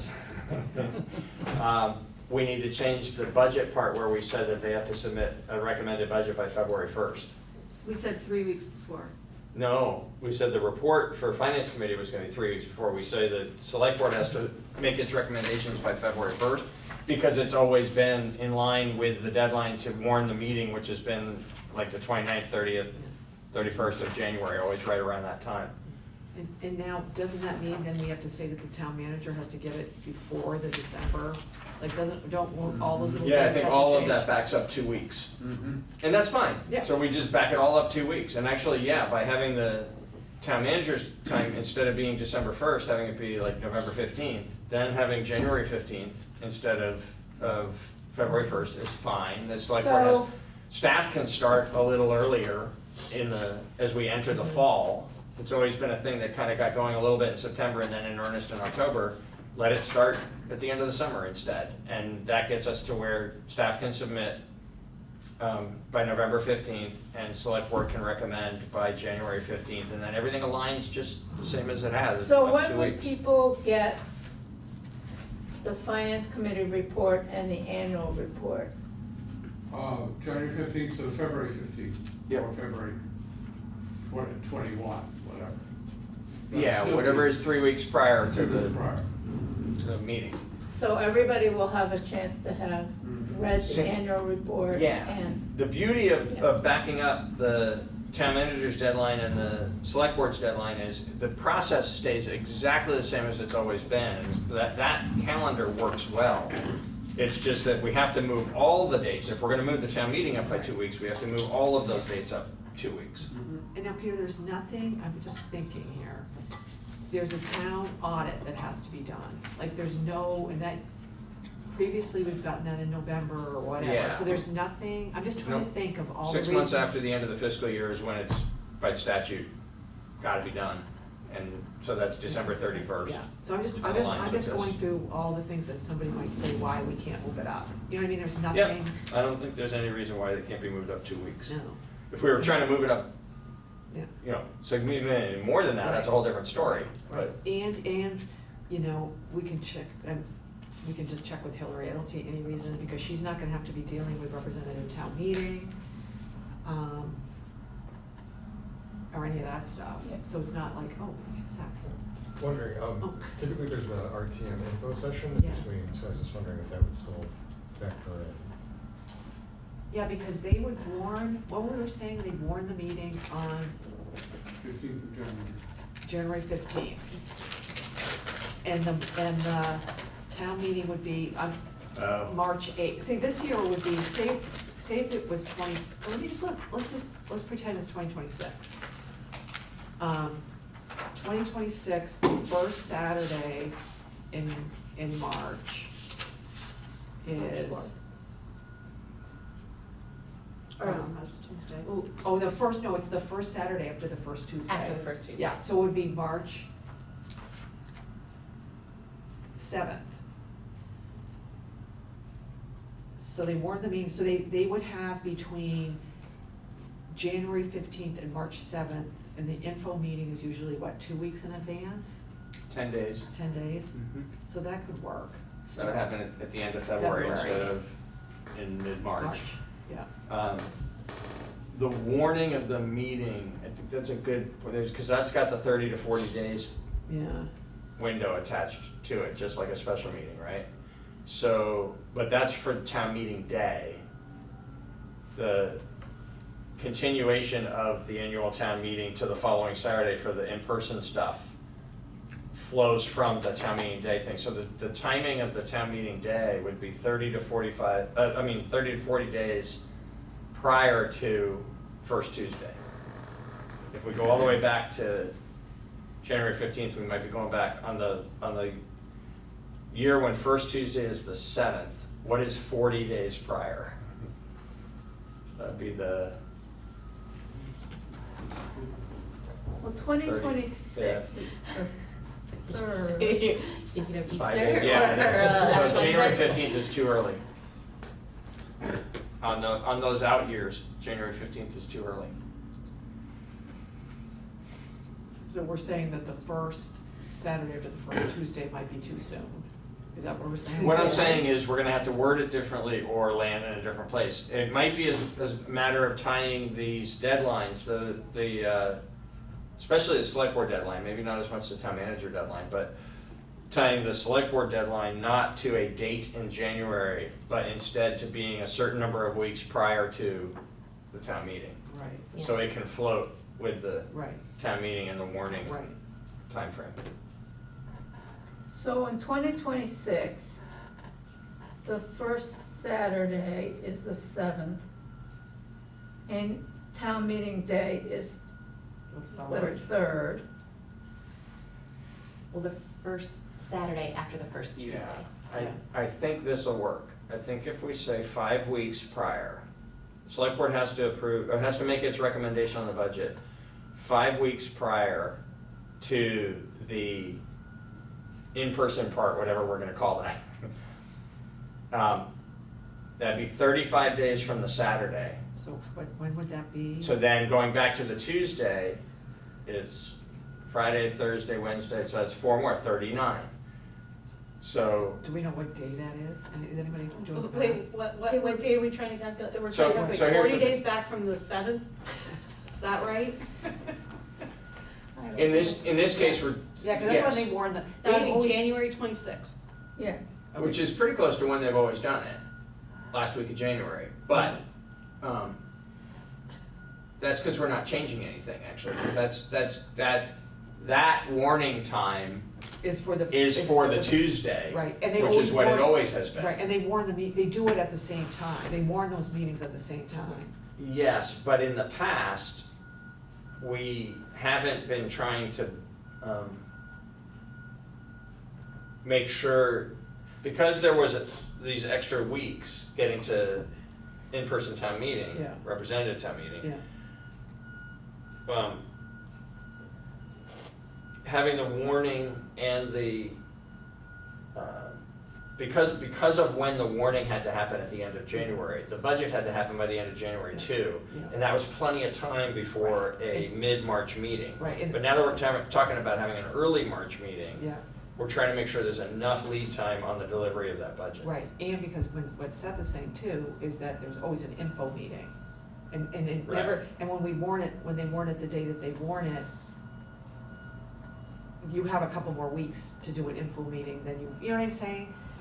Because now we're Mhm. compressing that time, but if they have to warn it on the 26th to make the March 3rd, March 3rd and 7th. yeah. But that still can give them time. They That have gives all, them, they have Sure. all of February All of to do February a for the info info meetings. meeting. I do like the idea of changing those deadlines to a X number of Yeah, weeks I do prior. too. Because then if in the future they change the date, Yeah. Yes, oh, Open town exactly, meeting, absolutely. then those don't get all jacked up. Well, I'm just doing, I'm using the numbers now so we can understand the implications along the way. Mhm. I'm just saying those firm Yeah. like by December 1st, by February, like we should change those to be relative to the meeting. Yeah. Also, they could warn, they don't have to do, what we're trying to do is make sure that the finalizing the budget can fall within that window of time. They don't have to do the two things at the same time. And there have been years in the past, actually, where the two things happen near each other, but not on the exact same night. So, I think that's leading us to a place where 5 weeks prior to the Saturday of the in-person meeting is the logical time for the select board to have as their deadline for submitting their proposed budget, or their recommended budget, because that can fall on the same day as the approval of the warning, or it may happen a few days before, because it would be on the 39th day, and 30 to 40 is the window to do the warning. So when would this, so say that to me again, the select board is, It's actually 30 to 40 from the Tuesday, not from the Saturday. right, and. I think that aligns well, and on the years when it gets a little tricky, there are great minds at work here to make sure that they, And so- comply with the two different deadlines, the warning deadline and the budget deadline. But most of the time, the budget deadline is gonna fall in the middle of that 30 to 40 day Do window. they generally have a special meeting to do? Yes, typically over the years it has been, and not always, but often. So, because their regular meetings in January, I think will be the 6th. No, they can And do the special. 20th. No, there would be special in that case. So it would have to be a special meeting. Yeah. But the thing is that the deadline for the town manager to present the budget goes up, November 15th. and then the select board is in January. Select board is 5 weeks prior. It's gonna be in January, Yeah. but it's gonna be a floating deadline date. It's gonna be 5 weeks prior Right. to whatever we're gonna call in-person town meeting. Yeah, Can I ask you to put all these Yes, date it's math. changes? yes. Yeah, I'll be happy to make the date changes. yeah, and we know that we're saying the first Tuesday in March. After the first, Well, Sorry, the yeah. first Tuesday in March is gonna be the election Yes. day. That, you Town meeting. can't move that. No, I Town know. meeting yeah, day. no, I know. Australian ballot on town Yeah. meeting It's day. called a town meeting day. Oh, I know, I'm just saying, I'm saying it out loud so that we're. Yeah. Yeah, Yeah, and town then, meeting. and then Saturday, the open town meeting day, whatever we're gonna call it, is annual town meeting, is gonna be, annual town meeting is the umbrella for the two things.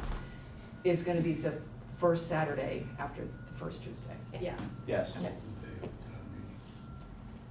And the annual meeting is the whole, is the big two umbrella with the things two together. things underneath, and then a special meeting, special annual meeting, or whatever we're calling it, is gonna have those same two options underneath them. Yes. Well, it'll be a With little different, different. with different timing. It'll just clarify that it could be either or, Yeah, depending on either the law or how it's warned. yeah. Yeah, I Okay. think that's good.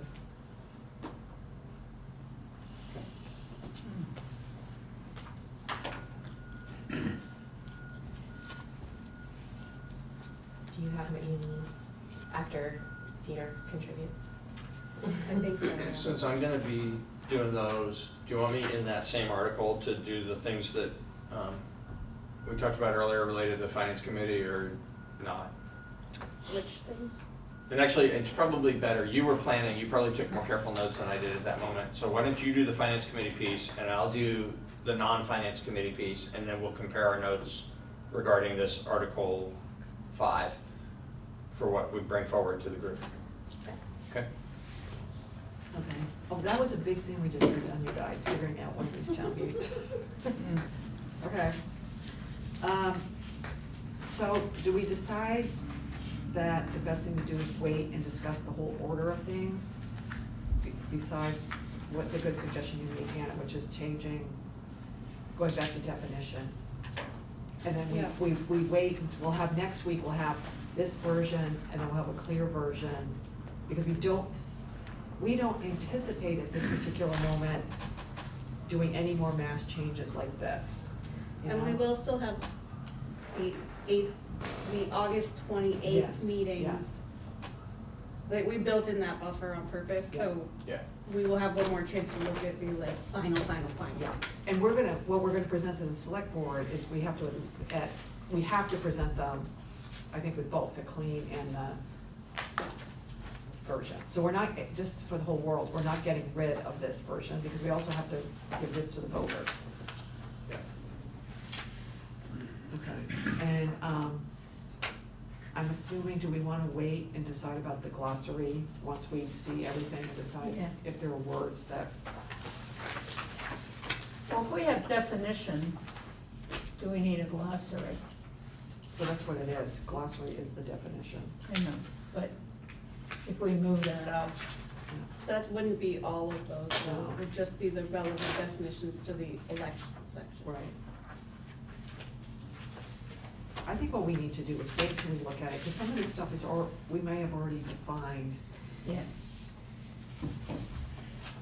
You know what I mean? I don't know if we have to decide, this is a, Do we need procedures for open town meeting? I don't know, we don't know. We don't know yet. We have them. Not in as much detail as. Right, was there before. No, we don't need, I'm not talking about reproducing RTM. Yeah. I mean, but- addendum A. Page 20. Yeah, I don't know if we could preserve that or not. No, that's what we can decide too. Yeah, I think it's one, like, this is another one that when we look at it, don't you think when we have it all, we'll know, like, do we really need that? Right. I don't think we have to adopt rules of procedure for town meeting.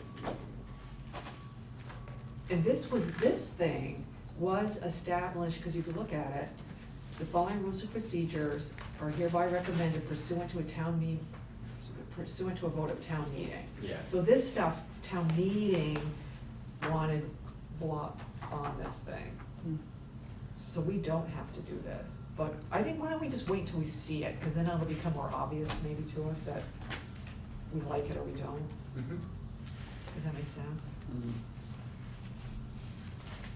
So the state law says town meetings are governed by Robert's Rules of Order unless the town adopts other rules, but that could be a rule, it doesn't have to be chartered. Yeah. We don't have to do that. Okay, that's it. Yeah. Okay, do we feel like we know what we're doing? And I guess next week. Dangerous question. No, next week Bob will be here, and I think the plan is literally to read the whole thing with Bob. Just like our first meeting. It's like we come full circle. And he's coming to check our work. It kind of feels like he's coming to check our work to see if we did it okay. He was here the first meeting, he threw us out of the nest, and now he's coming back to see if we're still alive. May I suggest the law in District 9? Since you're moving from representative town meeting where you've had people who've been there year after year, and you're going to open town meeting, I think at least a limited set of rules in the charter, because otherwise the notion is the first thing you do at open town meeting is agree on the rules, which means long meeting. So I think setting some of these in is to our advantage. My one counterpoint to that is that under the proposal we're putting forward, there is going to be an open town meeting without the charter before the charter is adopted, and that meeting can set the rules. Oh, yeah.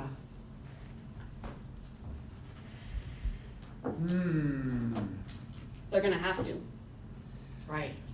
It's gonna And be it's free gonna for be all. on Tuesday. Well, yeah, you're right, and then what I would suggest is any of you who are, I think, are eligible voters, or you as a group, could come in with, we recommend for these rules be your rules.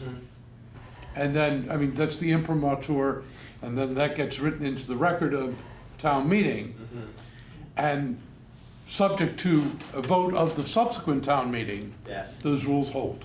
Yes. Now, the one thing too, I just thought of this, not that it matters, but the moderator is gonna be elected on a Tuesday and have to moderate the meeting on a Saturday, right? Well, Not the first one. the moderator, if they're elected for the next meeting.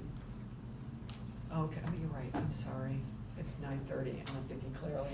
Well, that's No, how, aren't that's how it they? functions No, in wait, other no, towns no, where it's they on the aren't. same day. No, they They're not aren't. elected, No. they're not elected in 26 to serve in 27. So, No, you're They're sorry, elected in 26 to serve in If- 26. Yes. if the November election rescinds RTM, we go to the first Tuesday in March Mhm. with both Australian ballot and open town meeting, Yeah. What? right? Because we don't If- have, if we our don't have a stuff- Saturday, we have town meeting. Right, on the one day. One day. But- Yes, but- yes. But what I'm saying is in 2020.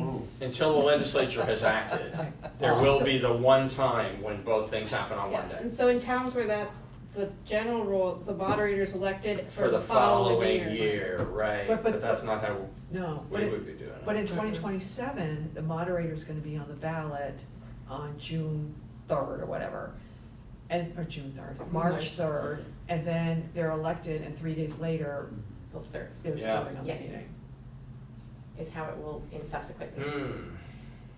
And if the person, I mean, if the person, I don't know if we wanna do our whole election calendar around that, but it's kind of a big deal who's Well- moderating the meeting, but if, you know what I mean? I don't know. I don't wanna Well, do if, it, for the select board and the committees, if you say their term ends after the open portion of the meeting, Yes. then you do elect for the following year. right, but we don't say that for the moderator. Well, you though. could say that for the moderator, though. You could say their term ends after the open portion of the meeting. Yes, we could. What But- happens, I know towns have encountered this, thank goodness we've not, but what happens if a moderator dies before they're able to serve as moderator? Who appoints or elects the replacement moderator? Plus, we have the moderator filling vacancies. Mhm. And we do have a moderator filling vacancies, so we need to have a moderator. Right, so that's almost better for them to serve the full year, so that they are filling the vacancies during Well, the they year. would still serve the full year. They would just, the question is, When does it start? does the Tuesday elected moderator moderate on Saturday? Or does the year ago Tuesday elected moderator moderate on Saturday? The one elected in 26 would still serve all the way until 27 if there's a special meeting or there are appointments that need to be made or whatever. Now, I only know this because my sister was elected moderator in Vernon, but she was elected moderator in Vernon in March, but her first town meeting is a whole year later. The following March. That's Right. what Hannah was just saying is typical in the, Right. because of all the places that do have a in-person meeting on town meeting day. Right, they do theirs on a Saturday too, Vernon does. Sometimes. Oh, Vernon Yeah. does? Oh, okay. But she still had to wait. But she an still has the year entire wait, so year. why don't we just follow that model then? Yeah, That solves it. and the statute says that the meeting is called to order by the moderator, but in their absence, it's by a select board member, and then you Oh, that's right. choose Yep, a yep, moderator yep, yep, pro In tem. the meeting. Yep, Yeah. got it. No, That's what our language has been as well, somewhere. I don't know. right, and we have no worries about, because we are letting, the moderator is gonna be appointing people, Yeah. that they're doing it, and they have to wait a whole year to do that. I guess not, No, they'll make appointments during the year, but it's not, it's, because they become moderator the day after the town meeting ends. oh, I see, okay. So I they see, would make yes. the It's like a appointments select during board, the- it's like a select board. It's like the Yeah, select and you're board. What act- Hannah suggested, I think, makes great sense, Yeah, which yeah, is yeah. that all those All offices. the open Yeah. town meeting Yeah, offices Yes. serve Yes. until the end of the town Yeah, yeah. meeting. Yes. yeah, I was thinking something, because it's 9:30 and I can't think clearly. Yes. Was somebody wanting to say And, something? and actually the two committees as well. Yeah. So I was just gonna ask that question. Yeah. So then, the Human Services Group elected that Tuesday don't serve Until Sunday. when? Starting the day after the open town meeting. Okay. Yeah. The Monday after. So there's really no period. There's only Doesn't matter. there's a 1 week, a little less than 1 week. Talk to the assembly cabinet and deal with your office. We have Sue Belleville who's beaming in. Hi. Hi, Sue Belleville here. So, Hi. I just want to bring up a point that would Hillary or the town clerk have enough time to validate the election for that Saturday for anyone to transition to the Saturday meeting to take over? That's what Right, that's another reason to have it be. I think that's a good question that we should ask her, but the way we've just, Yeah, where we've maybe just just- landed is that those officers elected that Tuesday won't begin serving until after the Saturday meeting.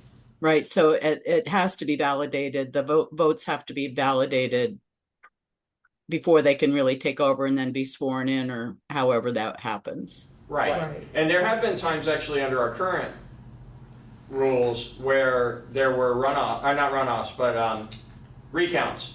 Right. And I know of at least one case where there were 2 recounts. And so you can bump up against that, the timing can get a little awkward, but we should just ask her the question flat out, or whether she has a concern about the two Dates. things happening that close together. I think she's gonna say no, because the election of those officers for the ensuing year it's gonna function as kind of a separate thing from doing the business of town meeting. Yeah, so I think we have to count on the fact that anyone elected on Tuesday is not effective till the ballots are all certified, the election is Right. certified. Yes, that's exactly right. Yeah. Yep. Yeah. Thank you. Thank you. Okay, so we feel, so next week Bob is gonna come and we'll do the whole thing. And just a little thing, I totally forgot to send you folks a doodle poll about October, so I will do that. I did reserve the library because I didn't want to lose it for Saturday, October 11th, from 10 to 12 in the morning. So we have that booked, and then I'll do the doodle poll so we can figure out what else we want to do. And everybody doesn't have to come to every one. No. I don't think. No, but I'll doodle poll everybody. It'd be nice, we want to do it when we can all be together. We can have cake and stuff. Are those gonna be question and answer, or are they going to be, people stating their preferences? Our plan is. No, I mean, seriously. No, I'm being serious right now. Our plan is, at least, we haven't fully discussed it, but this is what we've been discussing all along, is to have meetings where we can literally explain to people what our charter recommendations are. And answer questions. And answer questions. But it's not just gonna be a free-for-all, like, we wanna start, and you've both have now heard this a bazillion times, you know what I mean, is going through the charter with everybody. And what we'll do is we'll have, BCTV will take one of them, so it can be replayed over and over and over again, so everybody, because it's really important for, I think all of us, I think it's good for all of us, that people understand this is not just, about whether it's open town meeting, representative town meeting, or Australian ballot. There's some really substantive things here. I think what I would suggest is to put out a sort of agenda and make it very clear that the first 30 minutes, because you're not going to cover all of the changes you've made, I don't think. Yeah, Or maybe- we are. Oh, okay, so it's going to be a long meeting, Yeah. but that you're reserving a certain amount of time to explain and then to answer questions, and really as a moderator, simply say, they can ask questions, why are you doing this, but not, why are you doing this when I think that? Right, because Because we're. it'll be nasty. Yeah, but I think they're gonna be, I'm just making this up, but I'm assuming there will be opportunities for people to express their opinions in other venues than just ours. And we'll probably reserve questions for the end, because it has come up in a lot of meetings where people say, well, what about this? And it's Yeah. like, well, that's the next thing on the list. Yeah. Yeah. And best laid plans, this is our intent. We've all been to RTM informational meetings, which are supposed to be essentially the same rules. And inevitably, there will be some people who aren't asking questions, but are instead Yeah. offering opinions. And we'll have to, as respectfully as possible, rein that in when it happens. Yeah. And keep moving with the informational aspect of the meeting. Yeah, and we're gonna try, our goal is to do 3, if we can do that, at different locations and different times. And then BCTV will take one of them so that everybody who can't be there will be able to hear us go page by page, line by line. And the goal right now, again, is to have this done so we can all look at it for the last time and say yes to it on August 28th. 2 weeks from tonight. 28th. We go to the select board on September 9th to present all of this. Cool. And we do it, that's our goal. I think we're gonna get there. They have to get copies beforehand, before the 9th. Oh, yeah. We'll have them until 28. Yeah. Right. Yep. Okay. I'm gonna have cake. I move we adjourn. Maya moves that we adjourn. All those in favor? Aye. Aye. Thanks, everybody. Thank you. Yay. So excited.